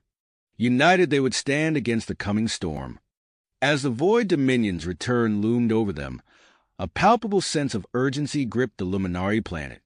The Energy Farm Project, once a beacon of hope and cooperation, now stood as their first line of defense against the impending threat. Andrew watched as the final energy collection tower rose into the sky, its sleek form pulsing with vibrant energy. Dr. Hartman approached, his face a mix of excitement and concern. "We've done it, Andrew," he said, gesturing to the network of towers stretching across the horizon. "The system is fully operational, and the energy output, it's beyond our wildest projections." Andrew nodded, his eyes fixed on the data scrolling across his handheld display. "This could change everything. Have you informed Captain Briggs?" As if on cue, the captain's voice crackled over the comm system. "Henderson, Hartman, I need you both in the command center immediately. We're implementing our defense strategy." The command center buzzed with activity as representatives from each allied species gathered around a holographic display of the Luminari system. Captain Briggs stood at its center, his face set in unbreakable spirit. "The Void Dominion is advancing faster than we anticipated," he began, manipulating the hologram to show the enemy's approach. "We're initiating a multi-phase defense plan. Dr. Zhun, status on the modified shuttles?" The Ethy scientist stepped forward, her iridescent skin reflecting the hologram's light. "The first wave is ready for deployment, Captain. We've successfully integrated the Silicate Collective's energy refraction technology." "Excellent," Briggs nodded. "Launch immediately. I want that outer defensive perimeter established within the hour." Andrew watched as the hologram updated, showing a swarm of shuttles moving to form a protective net around the system. Each craft was a marvel of interspecies cooperation, crewed by a diverse team of allies. "Henderson," Briggs turned to him, "I need you to work with Nexus Prime and the Void Explorers. We're going to attempt communication with the incoming Dominion forces." As Andrew moved to comply, Dr. Hartman burst into the room, his eyes wide with excitement. "Captain, we've had a breakthrough with the atmospheric seeding project." All eyes turned to the scientist as he quickly explained their discovery, a method to amplify the energy patterns in the seeded atmosphere, effectively turning the entire planet into an enormous energy projection system. "A planet-wide shield," Briggs mused, stroking his chin. "Can you make it operational before the Dominion arrives?" Hartman nodded vigorously. "We've already begun the process. It should be fully functional within hours." As the command center erupted into a flurry of activity, Andrew found himself working closely with Nexus Prime and the Void Explorers. Together, they developed a new communication protocol designed to reach individual clusters within the approaching Void Dominion. "We must appeal to their desire for sustenance," one of the Void Explorers suggested, its form shimmering with anticipation. "Show them that cooperation offers a better path than conflict." Andrew nodded, his fingers flying over the console as he fine-tuned the Horizon's long-range transmitters. We'll broadcast information about the Energy Farm project, emphasize the benefits of alliance cooperation. As they worked, reports flooded in from the outer defensive perimeter. The modified shuttles had engaged the Void Dominion's advanced forces, their energy redirection capabilities proving effective in dispersing the hostile energy projections. Suddenly, an alert blared through the command center. A massive surge of energy erupted from the planet's surface, coalescing into a shimmering dome that enveloped the entire world. Planet-wide shield is online and stable, Dr. Hartmann reported, his voice filled with awe. The Silicate Collective chose that moment to unveil their secret weapon. Christos, their lead representative, stepped forward. We had deployed a series of crystalline structures throughout the system, it announced, its melodic voice resonating with pride. When activated, they will create localized gravity wells to disrupt the Dominion's energy cohesion. As the Alliance's defenses solidified, the Void Dominion entered the outer reaches of the Luminari system. The modified shuttle sprang into action, their energy redirection capabilities creating a buffer zone that slowed the hostile advance. In the midst of the escalating tension, Captain Briggs received an urgent transmission from Earth. The United Nations Space Agency had fast-tracked the development of a new weapon system designed specifically to counter energy-based threats. A high-speed courier ship carrying the prototype was already en route, due to arrive within 48 hours. As the defensive measures took effect, long-range scans revealed a new development. The Void Dominion had split into multiple smaller clusters, probing for weaknesses in the Alliance's defenses. Amidst the chaos, an unexpected group emerged as key players in the unfolding drama. The Luminari children involved in the specialized education program, led by the ever-remarkable Zara, made a crucial discovery. They found a way to harmonize their energy manipulation techniques with the Planetary shield, significantly boosting its effectiveness. As the hours ticked by, the combined efforts of the Alliance began to show results. The Void Dominion's advance slowed considerably, though its sheer size and power remained a formidable threat. Then, in a surprising turn of events, a small contingent broke away from the main Void Dominion force. This group, identifying themselves as the Void Conclave, approached the horizon under a flag of truce. Captain Briggs's voice cut through the tense atmosphere of the command center. Henderson, I'm tasking you with leading our diplomatic team. The Void Conclave has requested a meeting. They're expressing interest in the Energy Farm project and the possibility of a peaceful resolution. Andrew felt the weight of responsibility settle on his shoulders as he began assembling a team of representatives from each allied species. As they prepared for the diplomatic meeting, the rest of the Void Dominion continued its relentless advance, testing the limits of the Alliance's defensive network.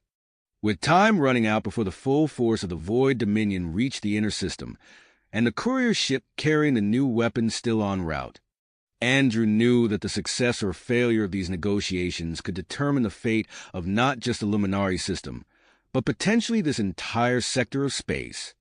As he boarded the shuttle that would take him to the diplomatic meeting on the horizon, Andrew cast one last look at the shimmering planetary shield protecting the Luminari world. The future of interstellar relations hung in the balance, and the strength of their newly formed alliance was about to face its greatest test. The strength of their newly formed alliance was about to face its greatest challenge yet. As Andrew boarded the shuttle bound for the horizon, he felt the weight of responsibility settle on his shoulders. The fate of the Luminari system, and potentially this entire sector of space, hung in the balance. Upon arriving at the horizon, Andrew was immediately ushered into the diplomatic chamber, where representatives of the Void Conclave awaited. The room crackled with tension as he entered, flanked by a diverse team of allied species.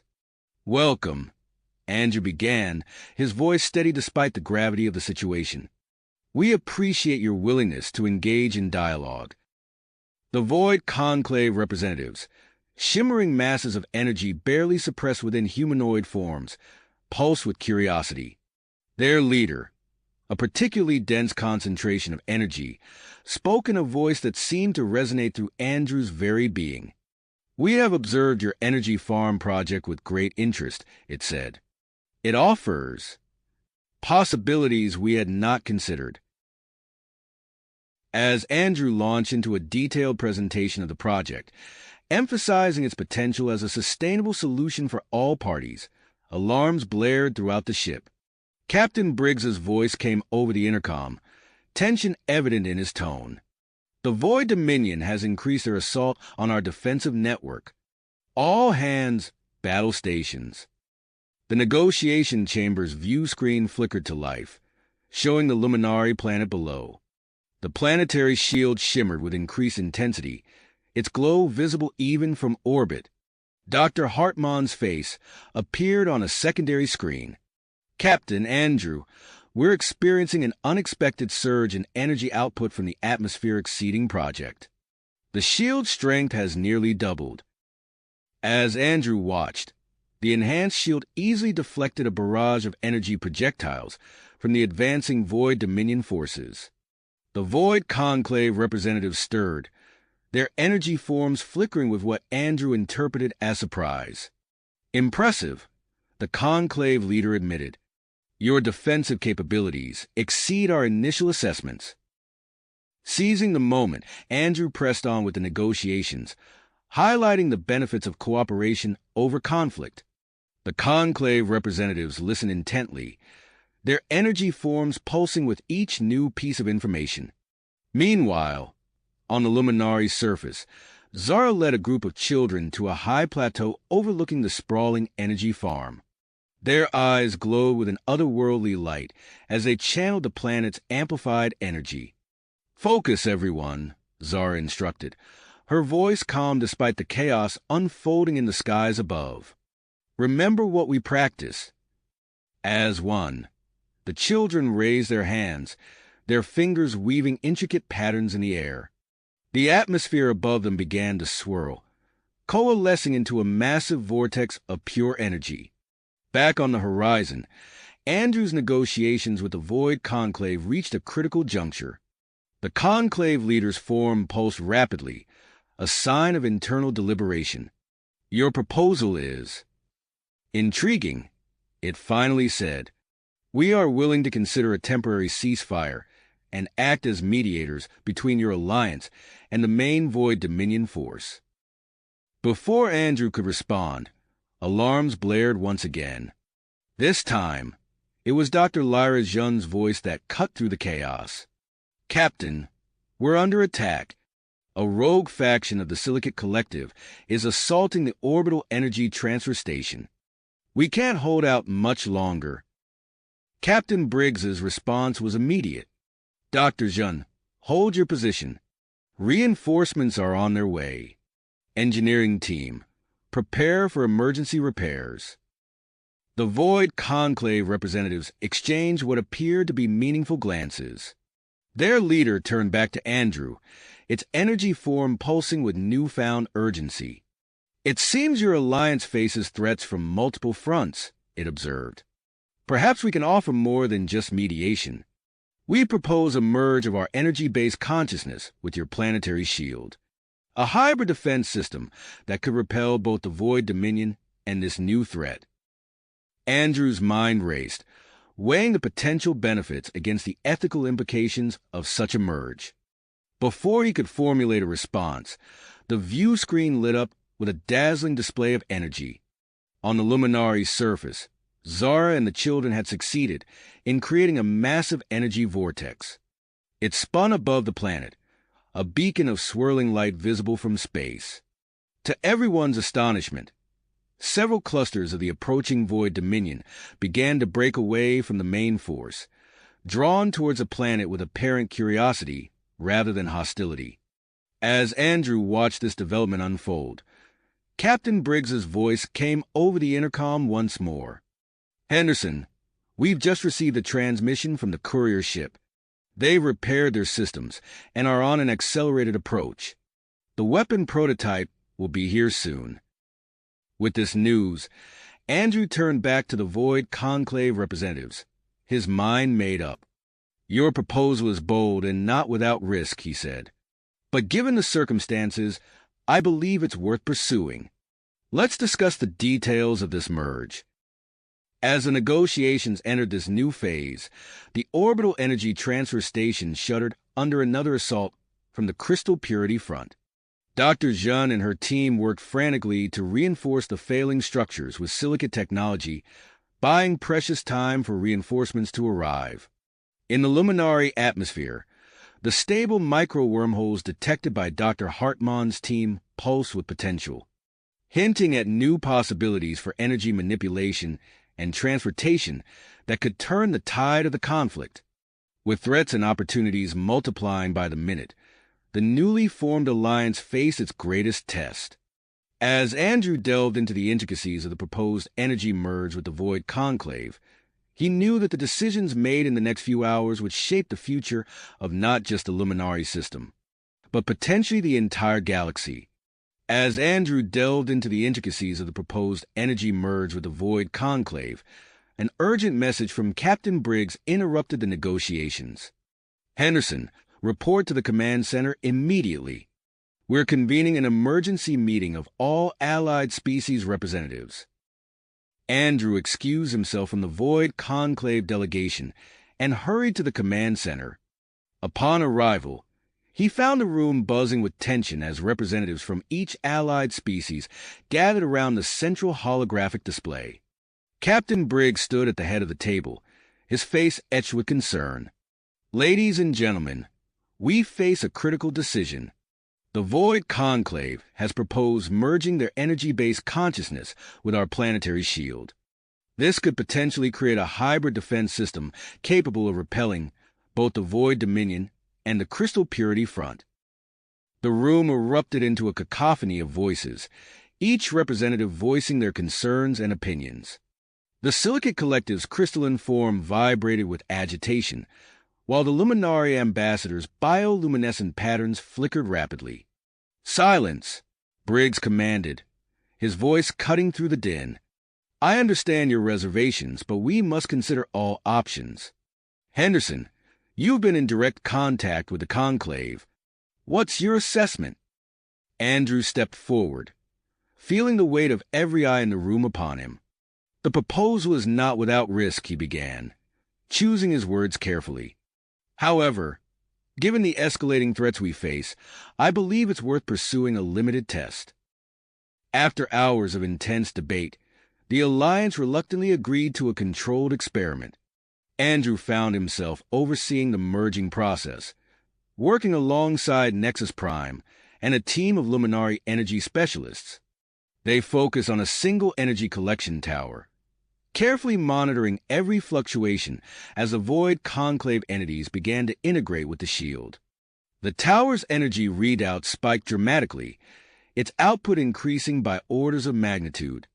"Incredible," Nexus Prime intoned, its metallic body gleaming under the pulsing energy. "The hybrid system's potential exceeds our most optimistic projections." As Andrew coordinated the controlled merge, activity on the Luminari surface intensified. Dr. Elias Hartmann and his team had made a breakthrough in their investigation of the atmospheric micro-wormholes. "We've done it!" Hartmann's excited voice crackled over the comm channel. "We've stabilized a wormhole using a combination of Luminari energy techniques and Silicate technology. We're beginning tests to redirect excess shield energy through these pathways." Meanwhile, the orbital energy transfer stations shuddered under renewed assault from the Crystal Purity front. Dr. Lyra Zhen's voice, strained but determined, came through the command center speakers. "We're holding, but barely," she reported. "Wait, what's this?" "We're detecting energy surges consistent with Hartmann's wormhole experiments. They're opening all around us."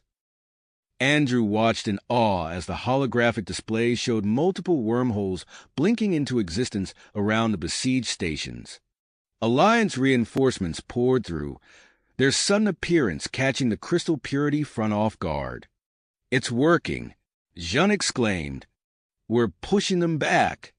On the planet's surface, Zara led her group of gifted children to a vast open plain. Their eyes glowed with an otherworldly light as they focused their combined will on the swirling energy vortex above. "Now, everyone," Zara instructed, her voice calm and steady. "Reach out with your minds. Feel the energy. Guide it, shape it." The vortex responded to their efforts, expanding rapidly until it stretched from the planet's atmosphere into the void of space. As it grew, clusters of neutral Voidborn began to break away from the main Dominion force, drawn to the swirling energy. A commotion in the horizon's docking bay signaled the arrival of the long-awaited courier ship. Chief Engineer Jack Thompson wasted no time, immediately beginning the integration of the prototype weapon into the ship systems. "Initial tests are promising, Captain," Thompson reported, his voice tight with concentration. "The weapon is capable of disrupting Voidborn energy patterns without causing permanent damage. We might have a non-lethal option against the Dominion." As these developments unfolded, long-range sensors blared a warning. Andrew's heart sank as he saw the massive wave of Void Dominion forces approaching on the holographic display. At its center, a colossal, highly concentrated energy being pulsed ominously. Captain Briggs's face hardened as he assessed the situation. "This is it," he declared. "The core leadership of the Void Dominion. Henderson, you have full authorization to implement the hybrid defense system across the entire planetary shield network." Andrew nodded, his fingers flying over the control console as he initiated the full-scale merge. The Luminari atmosphere came alive with swirling patterns of energy, illuminating the sky in a breathtaking display. As the core of the Void Dominion entered the system's outer reaches, the Alliance activated its layered defenses. The hybrid planetary shield projected a powerful energy barrier far into space, while the reinforced orbital stations formed a secondary line. The Horizon, newly equipped with the prototype weapon, took its position at the head of the Alliance fleet. The massive Void Dominion leader probed the enhanced defenses, searching for weaknesses. In response, Zara and the Luminari children manipulated the shield's energy flow, creating unpredictable fluctuations that frustrated the entity's efforts. Suddenly, Andrew received an urgent communication from the merged Void Conclave entities. "We've detected familiar energy signatures within the Dominion leader," they reported. "It appears to be composed of countless individual Voidborn, including members of our own faction." Andrew's mind raced with the implications. He turned to Captain Briggs, who nodded in understanding. "Prepare a specialized communication array," Briggs ordered. "We're going to attempt to fracture the Dominion from within." As Andrew worked feverishly to set up the array, the massive Void Dominion leader launched its first major offensive. A focused beam of incredible power struck the hybrid shield, causing the entire planet to shudder under the impact. Alarms blared throughout the horizon as the Alliance braced for the full onslaught of the Void Dominion. Andrew's fingers flew over the communication array's controls, preparing to broadcast their message to the individual entities within the hostile force. The fate of the Luminari system hung in the balance as the Alliance prepared to launch its daring counteroffensive. The success or failure of their efforts would determine not only their survival, but the future of interspecies cooperation in the face of an overwhelming threat. As Andrew's fingers flew over the communication array's controls, the horizon shuddered under the impact of the Void Dominion's assault. Captain Briggs steadied himself against the command console, his eyes fixed on the main view screen. "Fire the prototype weapon," he ordered, his voice cutting through the chaos on the bridge. Chief Engineer Thompson's voice crackled over the intercom. "Weapon primed and ready, Captain." The Horizon's newly integrated weapon hummed to life, its energy banks charging with a high-pitched whine. A brilliant beam of concentrated energy erupted from the ship's bow, streaking across space towards the massive Void Dominion leader. The effect was immediate and dramatic. As the beam struck the colossal energy being, visible ripples of disruption spread across its surface. The entity's cohesion faltered, its edges becoming less defined as it struggled to maintain its form. "Direct hit," Thompson reported, excitement evident in his voice. "Energy patterns are destabilizing." Andrew seized the moment, activating the specialized communication array. "Broadcasting now," he announced, his fingers dancing across the controls to fine-tune the transmission. The message, carefully crafted to appeal to the individual entities within the Void Dominion leader, pulsed outward. Enhanced by the wormhole network, it penetrated deep into the energy being's core. For a moment, nothing seemed to happen. Then, almost imperceptibly at first, smaller energy clusters began to break away from the main body. On the planet's surface, Zara and her group of gifted children intensified their efforts. Their faces contorted with concentration as they manipulated the planetary shield, creating a dizzying array of shifting energy patterns. "Keep going," Zara encouraged, her voice strained but determined. "We're making a difference." The Void Dominion leader's attacks became increasingly erratic as it struggled to maintain focus against the rapidly changing shield configurations. Its massive form continued to fragment, breaking apart into smaller and smaller clusters. Dr. Elias Hartmann's excited voice burst over the comm channel. "Captain, the micro-wormholes are resonating with the Dominion leader's energy signatures. We might be able to use this to our advantage." Captain Briggs didn't hesitate. "Understood. All ships, reposition around the largest wormhole clusters. Prepare to fire on my mark." The Alliance fleet moved with practiced precision, taking up positions around the shimmering distortions in space. As one, they unleashed a barrage of energy weapons, exciting the wormholes and amplifying their resonance with the Void Dominion leader's unstable patterns. The effect was devastating. The massive energy being's fragmentation accelerated dramatically, its once imposing form now reduced to a fraction of its original size. As the Alliance pressed its advantage, alarms blared across the horizon's bridge. "Captain," Lieutenant Rodriguez called out, "multiple contacts decloaking off our port side." The view screen shifted to show several Silicate ships shimmering into view, their crystalline structures glinting in the starlight. Without warning, they opened fire on the nearest orbital defense station. Dr. Lyra Jun's voice, tense but controlled, came through the speakers. "Crystal Purity Front Forces attacking. Initiating emergency defense protocols." The battle had entered a new phase. As the remnants of the Void Dominion leader made a final, desperate push towards Luminari, Andrew locked eyes with Captain Briggs. A silent understanding passed between them. "Do it," Briggs nodded. Andrew took a deep breath, reaching out through his mental link with the merged Void Conclave entities. Together, they executed a maneuver that pushed the limits of the hybrid shield's capabilities. A massive tendril of energy extended from the planetary shield, stretching out into space like a colossal, glowing arm. It moved with surprising speed and grace, enveloping what remained of the Void Dominion leader. The moment of contact sent a visible shockwave rippling through the Luminari system. For several agonizing seconds, the outcome hung in the balance.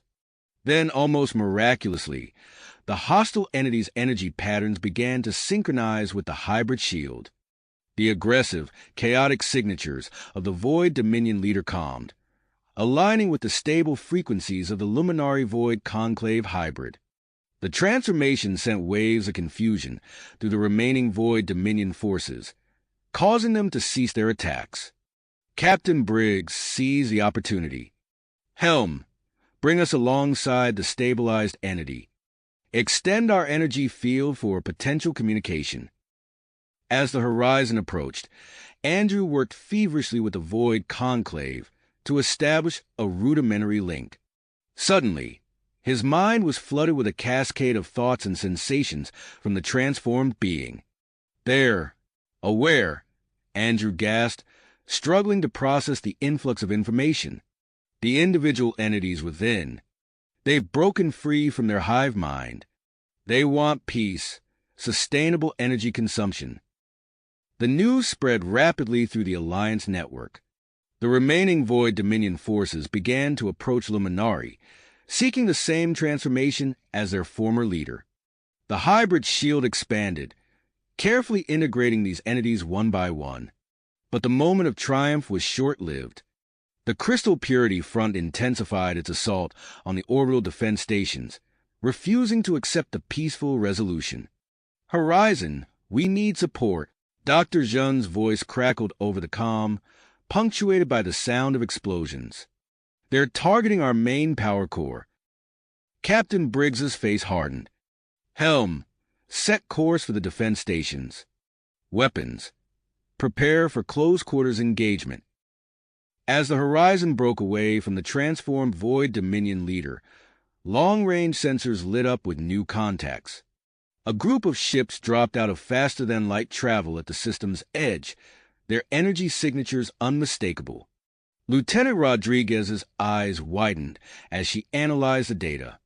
"Captain, it's a task force from Earth. Lead ship identified as the UNS Peacekeeper."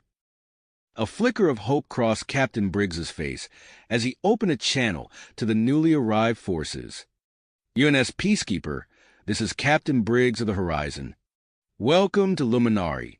I hope you brought some big guns, because we've got one hell of a fight on our hands." "Understood, Horizon," a gruff voice responded over the comm channel. "UNS Peacekeeper standing by. We've brought our latest toys to the party." Captain Briggs allowed himself a brief smile before snapping back into action. "Excellent timing. We've got Crystal Purity Front ships attacking our orbital defense stations. Transmitting tactical data now." As the information flowed to the Earth Task Force, Briggs turned to his crew. "All right, people, let's show these Silicates what we're made of. Henderson, coordinate with the transformed Voidborn. We'll need their energy manipulation abilities. Thompson, get that prototype weapon ready for another round." The bridge erupted into a flurry of activity as the Horizon maneuvered towards the embattled defense stations. Through the view screen, brilliant flashes of light marked the ongoing battle between Dr. Zhen's teams and the Crystal Purity front borders. "Prototype weapon charged and ready, Captain," Thompson reported from engineering. Briggs nodded. "Target their cloaking systems. Let's level the playing field." The Horizon's weapon discharged, sending a pulsing beam of energy towards the nearest Silicate ship. As it struck, the crystalline vessel's outline shimmered and solidified, its cloaking field disrupted. "Direct hit," Lieutenant Rodriguez called out. "Enemy ship's cloaking system is offline." No sooner had the words left her mouth than a barrage of energy blasts from the Earth Task Force streaked past the horizon. The newly visible Silicate ship buckled under the assault, its crystalline structure fracturing in multiple places. "Earth ships report successful deployment of their new energy weapons," Rodriguez added, her voice tinged with excitement. Briggs watched as the coordinated attack unfolded. The Horizon's prototype weapons systematically targeted each cloaked Silicate vessel, while the Earth Task Force followed up with devastating salvos. One by one, the Crystal Purity front ships lost their invisibility advantage and fell under the combined firepower of the Alliance. Meanwhile, Andrew worked feverishly at his console, his mind linked with the Void Conclave. "Captain," he called out, "we've established a stronger connection with the transformed Voidborn leader.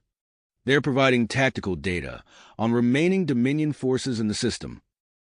"Excellent work, Henderson," Briggs replied. "Relay that information to the UNS Peacekeeper. Let's make sure we clean up all pockets of resistance."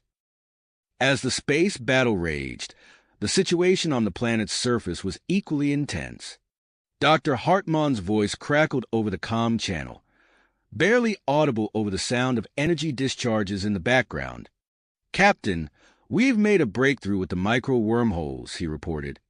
"We're creating energy sinks to absorb and redirect excess power from both the transformed Voidborn and the ongoing battle." Briggs's eyes widened at the implications. "That could be a game changer, Doctor. Keep at it." Suddenly, alarms blared across the horizon's bridge. Rodriguez's fingers flew over her console as she analyzed the incoming data.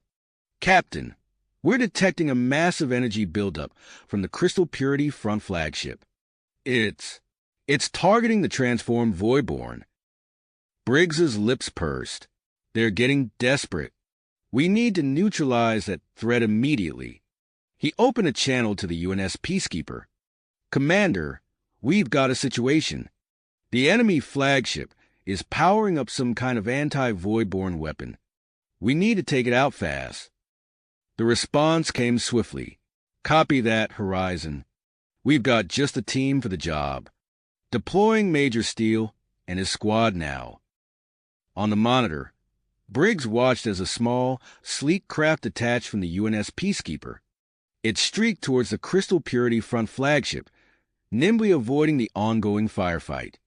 Henderson, Briggs called out, work with the Void Conclave.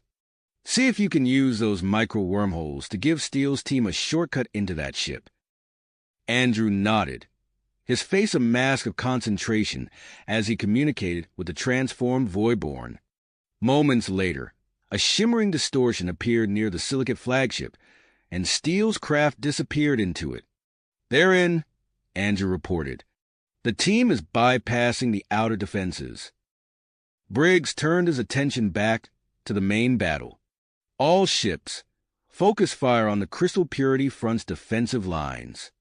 Let's give Steele's team the distraction they need. The Alliance fleet surged forward, unleashing a barrage of weapons fire that lit up space. The Silicate ship's shields flared under the assault, creating gaps that allowed for precision strikes against their critical systems. As the battle intensified, Briggs received another update from the planet's surface. This time, it was Zara's voice that came through, sounding strained but determined. Captain, we're using the wormhole network to project energy fields around the orbital stations, she reported. It's helping Dr. Zhun's teams repel the boarders. Good work, Briggs replied. Keep it up. We're making progress out here. Minutes ticked by as the battle raged on multiple fronts. Briggs found himself constantly shifting his attention between the main space battle, the situation on the orbital stations, and the covert operation aboard the enemy flagship. Finally, after what felt like an eternity, Major Steele's voice crackled over the comm. Horizon, this is Steele. We've neutralized the weapon, but the ship's commander has initiated a self-destruct sequence. We need immediate extraction. Briggs's mind raced. Henderson, can we use the wormholes to get them out? Before Andrew could respond, the transformed Voidborn leader communicated directly through their mental link. A plan formed in Andrew's mind, and he quickly relayed it to the captain. Sir, we can do more than that, he said urgently. The Voidborn believe they can contain the explosion if we can create an energy field around the flagship. Briggs nodded, his decision made in an instant. Do it. Rodriguez, alert all ships to pull back. Thompson, divert all available power to our shield generators. As Steele's team was extracted through a hastily created wormhole, the Horizon moved into position near the crystal purity front flagship. The transformed Voidborn leader, now visible as a massive, shimmering entity, took up position on the other side. Energy containment field ready, Thompson reported, his voice tense. Briggs took a deep breath. Initiate on my mark. 3, 2, 1, now. The Horizon's shields extended, merging with the energy projected by the Voidborn leader. Together, they formed a swirling cocoon around the Silicate flagship just as it erupted in a blinding explosion. For a heart-stopping moment, the containment field bulged and wavered. Then, slowly, it stabilized, holding the destructive force of the blast within its confines. As the light from the explosion faded, Briggs let out a breath he hadn't realized he'd been holding. Status report, he called out. Containment field holding, Captain, Thompson replied, relief evident in his voice. We did it. The blast was contained. Around them, the remaining crystal purity front ships began powering down their weapons. Without their flagship and leadership, their will to fight had finally broken. As the Alliance moved to secure the surrendering vessels, Briggs's comm channel lit up with an incoming transmission from Earth. He answered it, wondering what new challenges awaited them in the aftermath of this hard-fought victory. Victory. As the transmission connected, Briggs straightened his uniform, ready to face whatever challenges lay ahead. In the weeks that followed, the Luminari system transformed from a battleground into a beacon of interspecies cooperation. The Horizon, along with ships from Earth and other allied species, worked tirelessly to clear the debris left by the conflict and establish a new era of peace. Captain Briggs found himself overseeing the final stages of construction for the Cosmic Harmony Outpost, a massive space station orbiting the Luminari planet. The station's design was unlike anything he had ever seen before, incorporating elements from all allied species. "Captain, we've received the latest update from the Shindi architects," Lieutenant Rodriguez reported, handing him a data pad. "They've successfully integrated the Ethy energy conduits into the station's power grid." Briggs nodded, studying the intricate schematics. "Excellent. And what about the Voidborn's contribution?" "The transformed entities are working with our engineers to create stable energy fields throughout the station," Rodriguez replied. "It's fascinating to watch. Sir, they're manipulating energy in ways we never thought possible." As Briggs toured the nearly completed outpost, he marveled at the sight of human engineers working alongside Shindi, Ethy, and even the shimmering forms of the transformed Voidborn. The station was a testament to what they could achieve together. On the planet's surface, Dr. Elias Hartmann's expanded research team made rapid progress in refining the energy farm and wormhole network. Briggs received regular updates on their work, each one more exciting than the last. "Captain, you won't believe this." Dr. Hartmann's voice crackled over the comm during one such update. His excitement was palpable even through the static. "We've managed to stabilize and expand the micro-wormholes. We're talking about safe, instantaneous travel between star systems." Briggs's eyes widened at the implications. "That's incredible, Doctor. How soon can we begin testing?"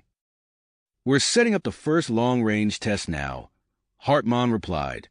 "If successful, this could revolutionize everything from exploration to commerce."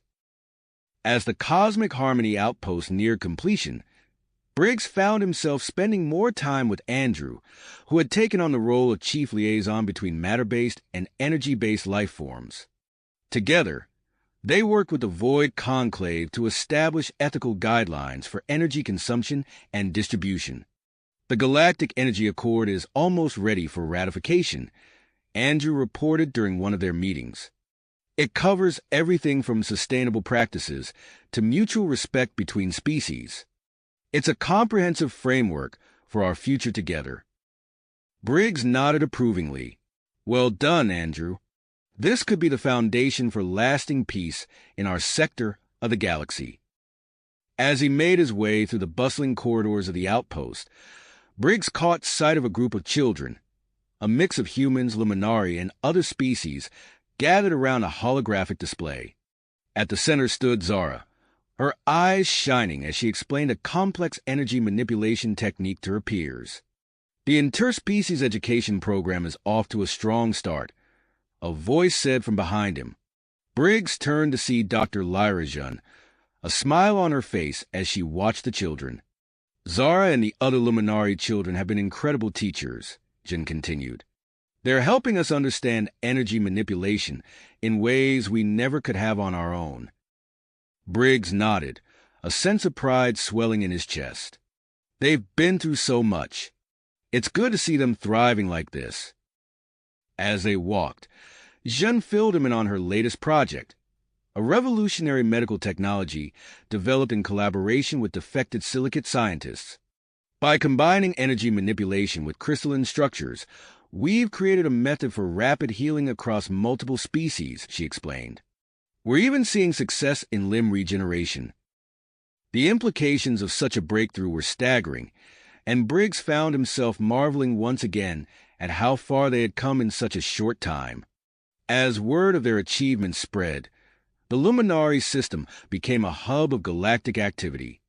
Briggs watched as delegations from previously unknown civilizations arrived, each bringing new perspectives and knowledge to share. One afternoon, as Briggs stood in the outpost's main observation deck, he felt a familiar presence beside him. The transformed Voidborn leader, now calling itself the Harmony Nexus, manifested as a shimmering, ethereal form. Captain Briggs, the Harmony Nexus's thoughts resonated in his mind. We have taken our place as guardians of the system. Our energy manipulation abilities will help maintain the stability of the wormhole network and protect against cosmic threats. Briggs nodded, still awed by the being's vast power and newfound benevolence. We're grateful for your help. Together, we can ensure the safety and prosperity of all who call the system home. As he looked out at the stars, Briggs felt the weight of history on his shoulders. He turned to his communications officer. Lieutenant, I want to initiate a new project. We need to create a comprehensive archive of everything that's happened here, from first contact to where we are now. Future generations need to understand the challenges we overcame and the bonds we forged. The lieutenant nodded, already tapping away at her datapad. I'll assemble a team right away. Sir will make sure the archive is accessible to all allied species. As the Cosmic Harmony outpost hummed with activity around him, Captain Briggs allowed himself a moment of reflection. What had begun as a rescue mission for a single Luminari child had blossomed into something far greater than he could have ever imagined. The future stretched out before them, full of possibilities and new horizons to explore. With a deep breath, Briggs turned back to the bustling command center. There was still much work to be done, and he was eager to see what new wonders the next day would bring. You have reached the end of the story. If you enjoyed this story and want to support us, please leave a like and subscribe to our channel, and for every comment that says 88, I will heart every single one of them. Thank you for your time.